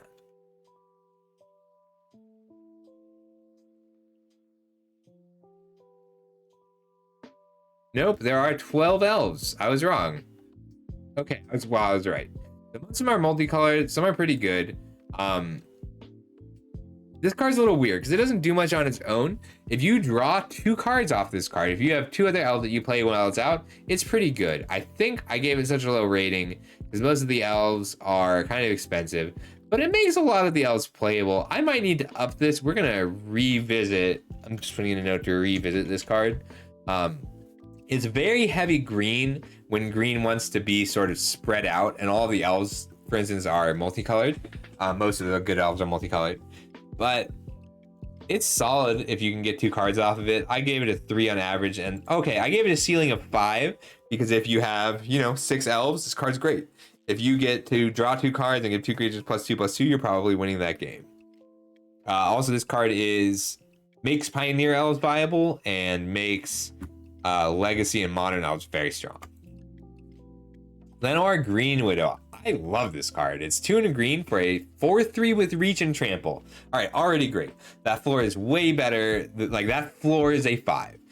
Domain 8, return it Llanowar Green Widow from your graveyard to the battlefield tapped. It gains if this permanent would leave the battlefield exiled instead of putting it anywhere else, and it costs 1 less for each basic land type among lands you control. If it costs 5 less and you pay 3 mana for it, like, that's fine. But you're okay paying 6 mana to return this to play. You're okay paying 8 mana to return this to play, although the cheapest the most expensive it'll ever be is 7. But usually you're gonna pay 6 mana to flash back your 4/3. That's already so good. Like, reach is great in this set. A 3 mana 4/3 with reach trample is good enough on its own. It's almost always gonna be a 5. I should probably just bump it up to a 6 in general. It's so efficient. And it's flashback. It flashes back. It is answerable. There's a lot of like exile effects. I'll leave it at a 5. All right, Llanowar Loam Speaker. No, Llanowar Loan Speaker is a 5. This has to be a 6, because this card's better than Llanowar Loan Speaker. Llanowar Loan Speaker is 1 and a green for a 1/3 Elf Druid. Tap to add 1 mana of any color. This is the creature-based fixing we want. And then tap, target land you control becomes a 3/3 elemental creature with haste until end of turn. It's still land. So I gave it a 5. You always want a dork that's good late, and this is a good one. And this is one of the few ways to accelerate from 2 to 4. There's a lot of cards that you want to play on 2 or that you want to play on 4, but this is the only 2 mana ramp spell. And it also makes 3/3s. So like making 3/3s to attack is nice, but it also lets you turn your lands into creatures for sacrifice fodder. Like, it's a neat little resource converter on Llanowar Loam Speaker, and it's the only creature besides Tatyova that turns lands into creatures. Which Tatyova plus Llanowar Loam Speaker is a nice little mini combo, because now you have 3/3 flyers. All right, Korin Beastcaller. I'm still working out how I should rate this card. Like, we're gonna revisit this one. It's 1 and a green for a 2/2. Whenever you cast a creature spell, put a +1/+1 counter on Korin Beastcaller. Already great. And when it dies, you distribute those +1/+1 counters among other creatures. So like, it can grow your team. You do have to cast the creature spell, but it's not so hard. Like, usually this is going to be a 2 mana 2/2 that turns into a 4/4 that then puts those counters on other creatures. I like it. I think it's pretty strong. It's not always something you're going to cast on turn 2 because it's kind of fragile on turn 2. But like, if you can cast it on turn 3 and just get a creature down on the same turn, that's good enough. It's a good card, and it'll do a lot of work. And it also is a throwback to Korin. Dude, I don't remember what it's called. I called her Shakira. Korin. I'll find it. I'll find you. Kieran Dryad. Kira. I don't know if you can see. Almost.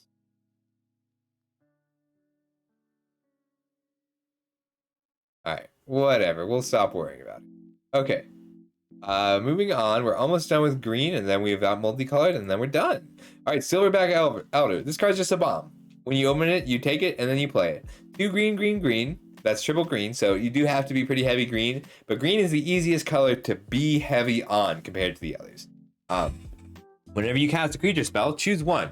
Destroy target artifact or enchantment. If it stopped there, this card would be good. Look at the top 5 cards of your library, put a land card from among them onto the battlefield tapped, or you gain 4 life. So it's a 5 mana 5/7 with a lot of extra value. And if you play your 5 mana 5/7 and then kill an artifact or enchantment, that's great. So against some decks, you'll want to kill their enchantments.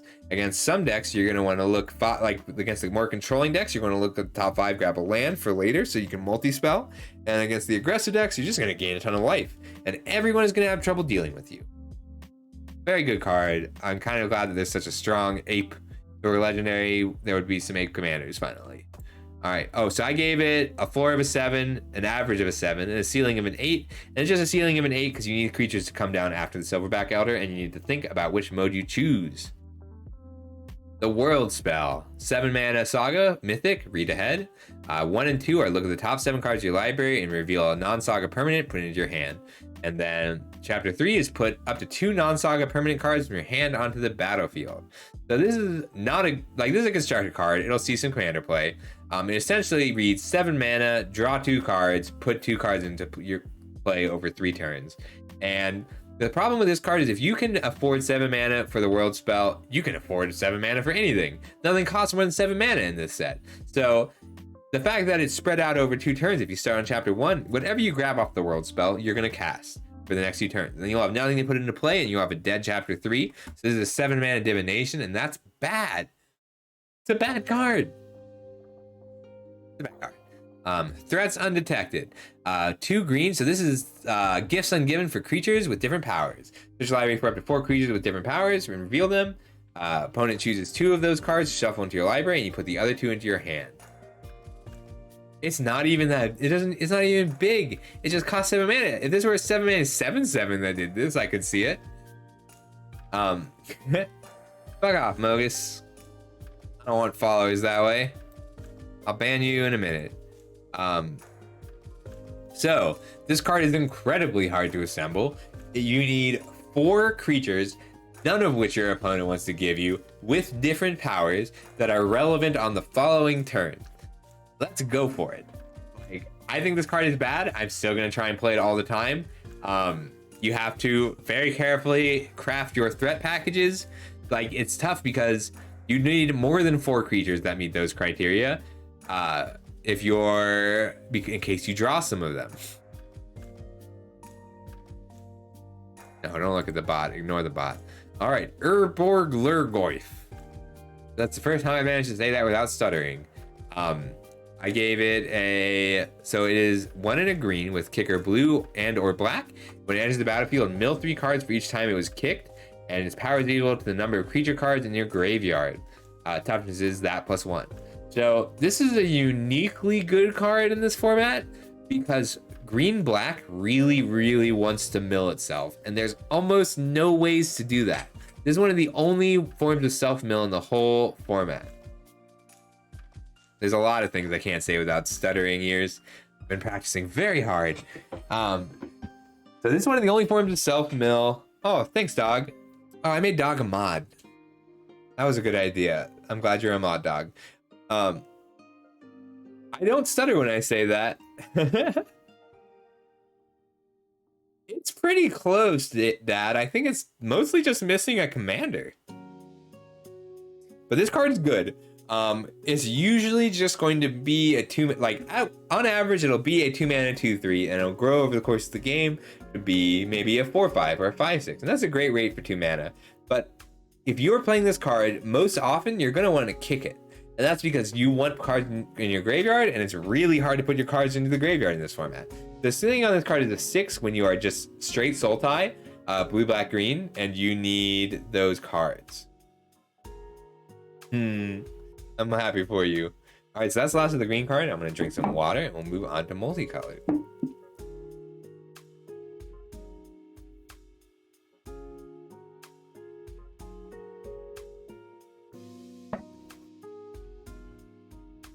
Okay, Sten, Paranoid Partisan. He's the first of our multicolored cards. The multicolored rares in this set are not as good as the multicolored uncommons in this set, which is really cool design. Tomorrow, ears, I'm really excited for it. All right, so 2 mana 2/2. When Sten enters the battlefield, choose a card type other than creature or land. Spells you cast of the chosen type cost 1 less to cast. And white, blue 1, exile Sten. Return to the battlefield on its owner's control at the beginning of the next end step. So Sten blinks. Sten is very hard to kill. Oh heck yeah, ears. We'll do some drafting. So in general, this is going to be a 2 mana 2/2 that nets 1 mana over the course of the game. There's a 2 mana 2/2 that you get to cast 1 instant or sorcery for 1 less, and white blue gets a lot of value out of casting an instant or a sorcery for 1 less. You'll usually get 2 mana worth out of this card, and you can ostensibly blink just to reset what you declare in terms of card types. But in general, it's going to be just a 2/2, and then late game it becomes impossible to kill. So it's not going to hit the ceiling very often because there aren't other cards in this set that say that care about creatures coming into play or leaving play. But it's a pretty good card in general, and it also combos with some of the cards that like return a creature, and if it would be exiled, it would leave play, exiled instead. You can reset Sten perfectly. It's just a very annoying and hard to deal with 2-drop, and I love it. It's a great card. All right, Urtai Resurrected. How and why? Like, his death was important, and then his capture was important, and his betrayal was important, and you know, I guess it's been long enough that it's fine. His death can be important again. 2 blue black for a 3/2 with flash. On ETB, choose 1. Counter a spell, ability, or triggered ability. Its controller draws a card, or destroy target creature or planeswalker. Its controller draws a card. So this is a filter. It's really cool. Like, the way this plays is really cool. I will read the stories, Demonic Dad. Thank you for the recommendation. Like, I have them open in tabs on my phone. I've been doing this. Like, this is basically what every spare hour I've had has gone into for the past couple days, is processing these cards. But now that I get to play with the cards, I have time when I'm not playing to do that stuff. So I gave it a 5. It may very well be higher. The floor on it is a 3 and the ceiling is a 6. Basically, you don't want to play this on turn 4. You want to play this much later in the game. You want to make sure that you are turning their 4-drop into a land or their big spell into a land.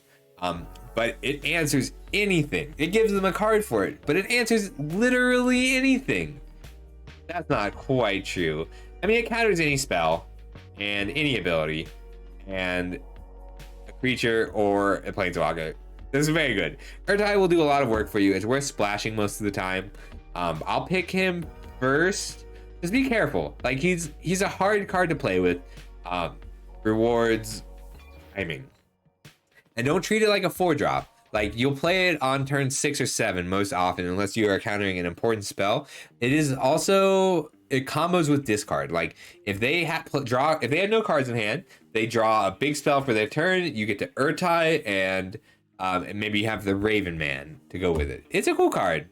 This card might need to go up, but it's going to be a 5 for now. And I'm going to put a note in to revisit. All right. Rivez of the Claw, 1 black-red for a 3/3 with Menace. There are 4 dragons in the set. So it's 1 black-red for a 3/3 with Menace, and you can tap to add 2 mana in any combination of colors, but you can only use it to cast dragon creature spells. And once during your turn, you can cast a dragon creature spell from your graveyard. There are only 4 dragons in this set, and 3 of them are rares, and 1 of them is Rivez. No, it's not Rivez. One of them, there's only 3 of them are rares. One of them is an uncommon Dragon Whelp. You don't need a ton of dragons to make this card work. A 3 and a 3/3 with Menace is just good. So the floor of this is a 3 because there's almost always going to be a 3 mana 3/3 with Menace. If you have 2 or 3 other dragons, go for it. You'll get this up to a 5 and it'll do a lot of work for you. Cool card. Most of these legendary creatures are vanilla like a lot of the time. Like Maria, Scholar of Antiquity. 1 red green for a 3/3. Tap an untapped non-token artifact you control. That's true, Demon Dad, but you can't cast those from your graveyard with Rivez. Like, it only cares about dragons that go to the graveyard, which is kind of awkward. There's actually a fair bit of dragon token makers. It's a good set. I'm really excited. 1 red green for Miria. She is an elf, which is relevant for a 3/3. Tap an untapped artifact you control, add green. Tap 2 non-token artifacts. They have to be non-token artifacts. Exile a top card of your library, and you may play it this turn. There's almost always just going to be a 3 mana 3/3. I love that about you, Demon Dad. Don't change. With a lot of effort, you will sometimes get to draw 1 card off of Miria by tapping 2 untapped artifacts. This is a vanilla 3/3 for 3. That's why the floor is a 3. You will sometimes get a little bit of value with maybe one of your golems. There are a few playable artifacts, but not that many. Cool card. Not strong in this format. King Darien is back. He's King Darien the 48th. That was 50, right? Yeah. King Darien the 48th. 1 green white for a 2/3. Your King Darien the 48th years. Other creatures you control get +1/+1. 3 green white, put a +1/+1 counter on King Darien and create a 1/1 white soldier token, which is a 2/2 because of his ability. And you can sacrifice him to give creatures you control hexproof and indestructible until end of turn. If you play this on turn 3 and just have a 3 mana 2/3 lord, card's great. If you generate a few tokens with it, card's better. If you have a lot of tokens in your deck already, this card just wins you the game.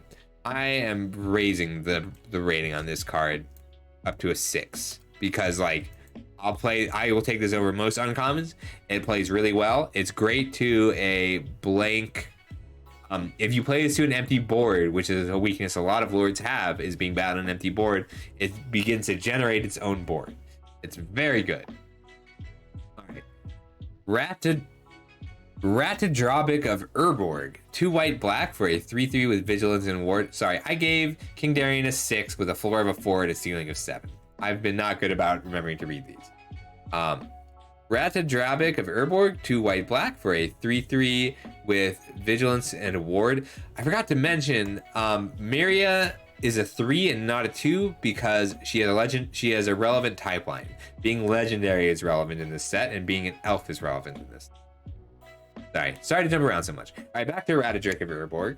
2 white black for a 3/3 with vigilance and ward 2. Other zombies you control have vigilance. There are only 2 zombies in the set, but that's okay because whenever another legendary creature you control dies, create a token that's a copy of that creature, except it's not legendary, and it's a 2/2 black zombie in addition to its other colors and types. Okay. So Radadrobic says it's not a zombie lord, it is a legendary creature lord. It turns all of your legendary creatures into 2/2 zombies when they die. It gives them a second life. In addition, 2 white black for a 3/3 with vigilance and ward 2 is solid. Like, that body is solid, and it is itself legendary. So it's a 4, it's pretty good. If you have enough legendary creatures, it jumps up fast. So like, it hits a 6 if you have a lot of legendary creatures. It's going to be worth first picking sometimes just to go for legendary creatures, because there is 1 in every pack and you can be the legendary creature drafter. It's fine in a white black legends deck. It's you're going to want to splash the 3rd color all the time or run it in a domain deck. Very cool card. And I also just realized that with the leyline, with the if you're watching this stream and you haven't yet, maybe invest in leyline of the leyline of singularity. That's what it's called. I can't type. Bad at typing.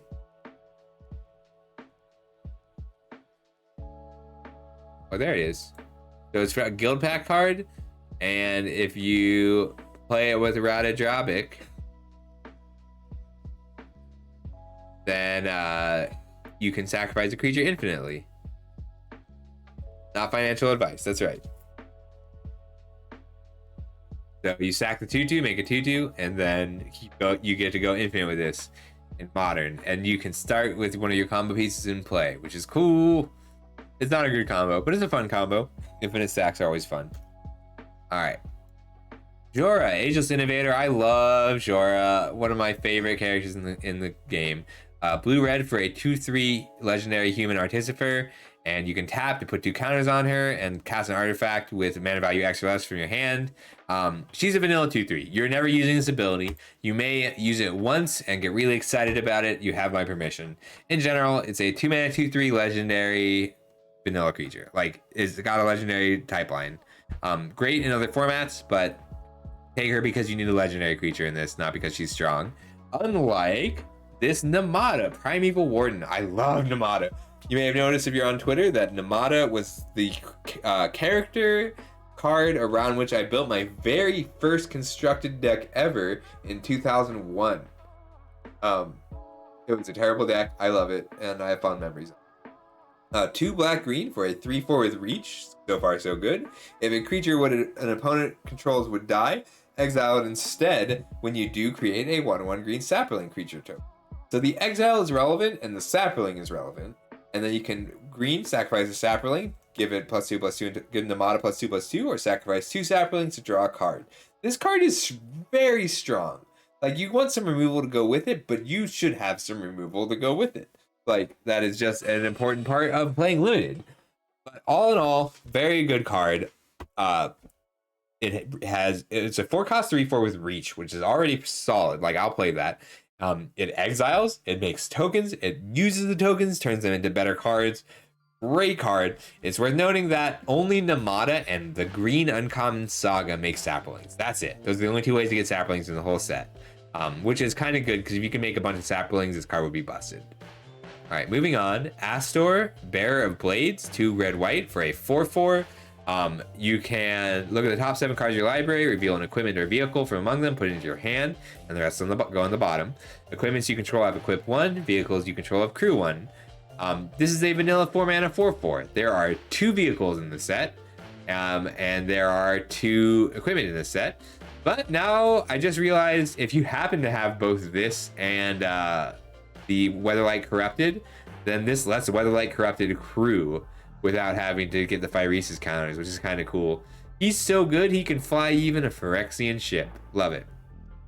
But no, this is usually just going to be a 4 mana 4/4, which there are better options in red and white most of the time. It's just going to be a filler 4/4. Finally, we can crew the Weatherlight. So sad. The Weatherlight being completed and not flyable by anyone is so sad. but it makes sense because the Weatherlight is made of living wood and living metal, so it never stopped growing. And they would talk about in like the set back in the set Weatherlight, they would talk about how eventually the ship will just grow too big for anybody to be able to fly it. So it is kind of cool. So in the server, Alexander Clamilton, which I actually don't think is what he's called in the server. Let me check.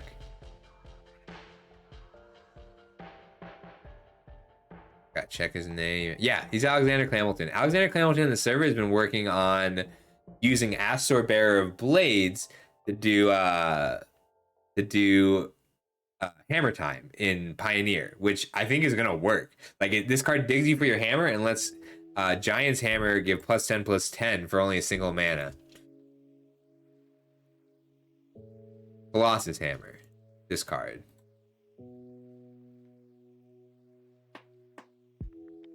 So yeah, this is a vanilla 4/4/4, but in Pioneer it enables this card to just be, so you play Astor on turn 4, turn 5, give your random creature +10/+10. I think it's gonna work. I think Hammer Time is a thing in Modern now. Very cool. All right, moving on to Ivy, Gleeful Spell Thief. So this is the best legendary 2-drops. 2 mana 2/1, green blue for a 2/1 flyer. And whenever a player casts a spell that targets only a single creature, copy it to target Ivy. So like pump spells, it is a liability too, because if your opponent lightning strikes, oh, it's a May. Never mind. This is a cool card. Thanks, Ears. I don't know what I'd do without you. So this is a very efficient flyer, and any random pump spell you play, or I mean, I've shown you already, but we just keep finding new uses for this timely interference. Like you get to copy a timely interference and just draw a card. This card is good. You're gonna get a lot of value. You'll usually play there'll usually be a 2 mana 2/1 flyer that draws you a card or two. Sometimes it'll pick up a stronger spell. Ivy is going to do a lot of work in a lot of decks. All right, so the only cards we have left are the 3+ color rares or color cards. I gave Ivy a 4 with a floor of a 3 and a ceiling of 5. Although I'm actually gonna pump the ceiling up to 7. Because if you build around her, if you get enough cantrips that target, she's gonna do better than a 3 most of the time. I should probably also up the difficulty. All right, so we are on to Zur. So Zur, white, blue, black for a 1/4 with flying. Enchantment creatures you control have Death Touch, Lifelink, Hexproof, and 1 in a white. Target non-aura enchantment you control becomes a creature in addition to its other types and has base power and toughness, each equal to its mana value. Good night, Dragonic. Oh, before you go, well, I promise I'll still shout you out after you, when you're not here, Dragonic. Good night. There are some cool combos you can do with that fairy. Zur, I love Zur. So Zur, they picked the right set for Zur, because if you had any strong, if you had any crazy enchantments to target, then he would be way overpowered. He only has 3 targets that aren't sagas, meaning everything that he turns into a creature will stop existing at a maximum of 3 turns. Otherwise, this card would be absolutely busted. It's a 3 mana 1/4, which is a good body, and you can give your enchantments Death Touch, Lifelink, and Hexproof for 2 mana. So like the lack of enchantments is the only thing holding Zur back. If you happen to get enough of the white exile enchantments, then you can still play Zur, but it's gonna be some work. Like there is some work. Very good card though. I really like him. And then we have another kick-ass bomb card. Solkanar the Tainted is 2 blue, black, red for a 5/5. At the beginning of your end step, choose one that hasn't been chosen. Draw a card. Each opponent loses 2 life and you gain 2 life. Deals 3 damage up to 1 target creature or planeswalker, or exile Solkanar, then return to the battlefield under an opponent's control. It is an elemental demon. Solkanar is really cool. This card is so cool. So like it has 3 really strong effects, and then your opponent gets it. And then once your opponent has it, your opponent gets 3 really strong effects, and then you get it back. It gets handed back to you. So every 4 turns, three cool things happen. So the floor of this is a 1, which means you don't use your card advantage well. You're never going to have it be a 1. The thing about this card is there are a lot of sacrifice outlets in this set. A lot.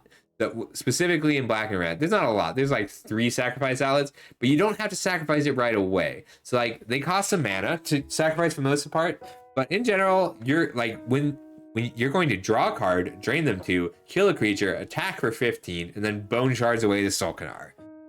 This card plays really well, and you can even play it without an answer in hand, and then a card draw will dig you for an answer. Do your best to not let your opponent have this for too long, but like this card's a bomb. Think about how you're playing with it. Yes, once you flicker it, you forget that it's chosen the other things, and your opponent gets it. Every time you flicker it, someone else gets it. And then they'll use the 3 things and they'll flicker it back. But honestly, the game should be over at that point. Like if both players have drawn a card, drained the other player 2, and shot a creature and attacked 3 times. Like the thing is, if let's say I have a 5/5 Sulkanar and they have a 5/5, they can't just leave it alive.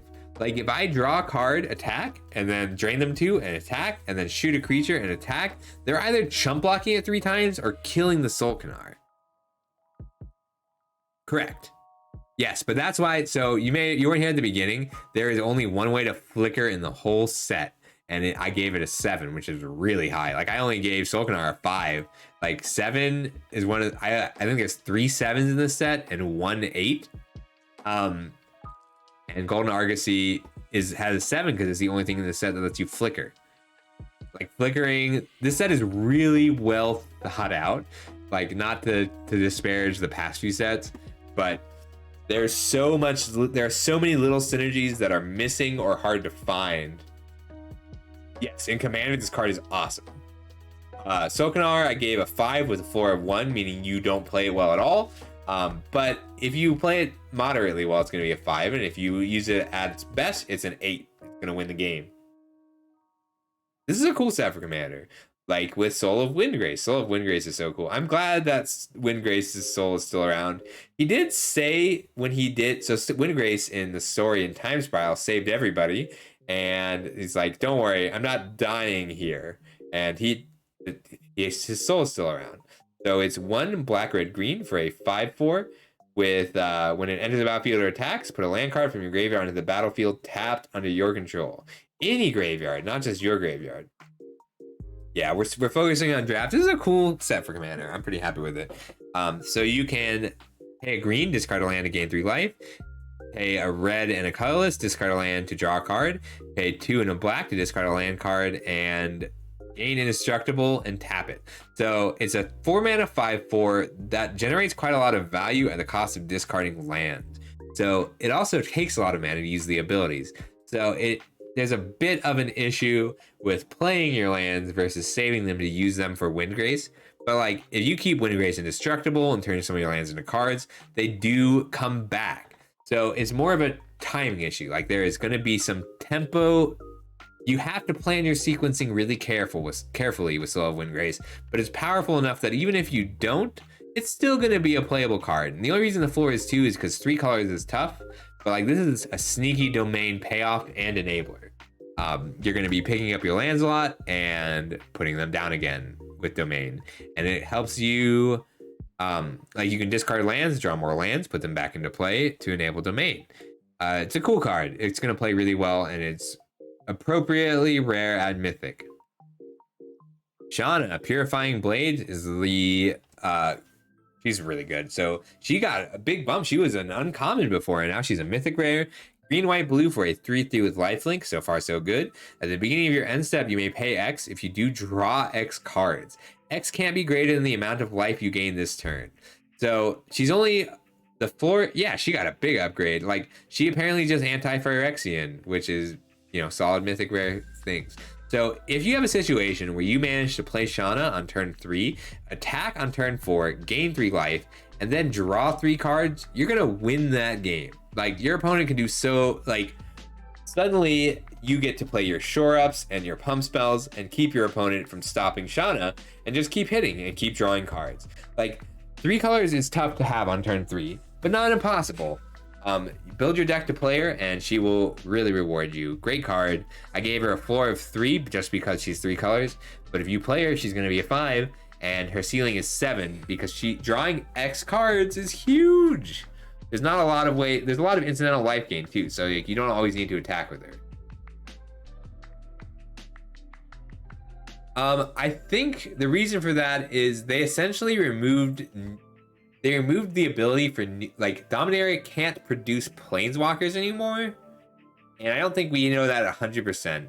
But like new Planeswalkers don't really come out because the sparks were consumed, and the events that would produce sparks were kind of ceased.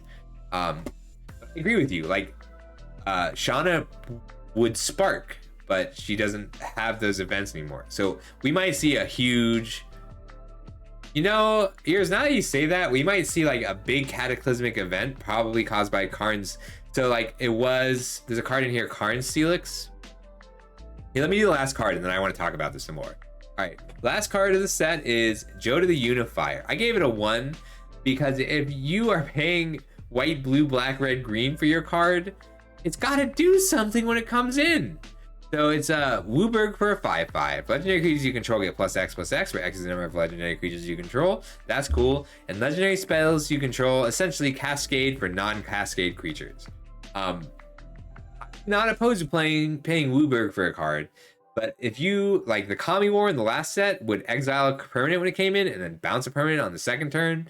The Sliver High Lord is indestructible. If you're paying Wooburg for a creature, it has to have some form of protection or some form of card advantage when it comes in. Joda has neither, and that's a problem. Like this is a card where if you curve into him, like you have to get something back for spending your turns fixing your colors to make sure you can play your Wooburg card. And Joda doesn't give you something back. Like Joda, so many things have to go right for Joda to be good, and that means you have to already have a legendary creature in play, and have Wooburg, and have a legendary creature in your hand, and get lucky to cascade into something relevant off that legendary creature. And that is too many ands. Joda requires Wooburg setup and legendary setup, and that makes him unplayable. The ceiling is 5 because if you're winning enough to cast Joda, go for it. But it's not going to happen often enough. I'm fairly disappointed. Like, he's cool, he's not that strong. If he had when Joda comes, if Joda had Ward X, where X is the number of legendary creatures you control, that would be cool. Or if you have a whole bunch of legendary creatures, you can treat him like an overrun and play him to swing out for the win, and that's cool. So I gave him a floor of 1 with an average value of 1 and a ceiling of 5. Yes, that's exactly right, Ears. Joda is the definition of winning more. Like if you have 4 legendary creatures, which are all already uncommon or rare and all have high ratings, then Joda's fine. All right, so there's a card, Karn's Celix, and the original Planeswalker in the story was Urza, and he was triggered by a different Celix. I don't actually know how I'm supposed to say that. But like a different Celix, a similar one that also killed everything, is what triggered the very first one. Sylex. Okay. A different Sylex is what triggered the original Planeswalker in the story. So I think that means we might see another War of the Spark style Planeswalker set with all of these characters very soon, which that's me calling it with the help of Ears, okay? We are recording it 10:30 on August 31st. We are calling the next story set and the next set of mechanics, the next major Planeswalker set, is going to be a result of a massive explosion on Dominaria, triggering a whole bunch of sparks. So I think what we're going to find out is that Karn made this. There was only one Golgothian Sylex. And Karn had to make his own to deal with Yawgmoth this time. Because the Golgothian Sylex was a big deal because it fully eradicated Phyrexian tech, basically. Which they couldn't figure out how to do beforehand. Karn found this? Oh, this is the same Sylex? Oh, okay. Thanks, dog. Okay, I really got to catch up on the story. I'm going to try and do it tomorrow because I like talking about the story when I draft. So tomorrow, I don't know the exact time yet because I had to do a little work in the morning, but it'll probably be 2 p.m. I would like to start at 2 p.m. Earlier if possible. I'll be drafting Dominaria. We're going to be using these ratings, and if enough people watch the videos, if people seem to want it, I'll make a spreadsheet out of this. I'll have this. Yep. I mean, the one thing that we don't really know about is would the plane have exploded if they hadn't ravaged it? All right. So I'm going to call it a night here. We're going to do a few shout outs because I didn't. So everybody check out Your Demonic Dad. I'm really happy to see him streaming some shooters again. We play a lot of games, lots of fun. And everybody check out Dragonic Dude. He does some variety content, which I tend to really like. I love his stream days. I love that emote, Demon Dad. And then Ears streams intermittently, and he also does a lot of card games and Dark Souls. Very high energy. And Sandy is the highest energy streamer, and I think she just hit 1,000 followers, so she's doing a full 24-hour stream, which I am looking forward to because we're gonna, because Sandy does, all of her viewer rewards are people making her exercise. So like sometimes by the end of her stream, she'll have done 150 push-ups and 600 curls and 10 sit-ups and 25 pull-ups. And I want to see her have to do that on a 24-hour stream. It's going to be great. So that was a lot of fun. Let's see who we have to raid. And since all of you are here anyway,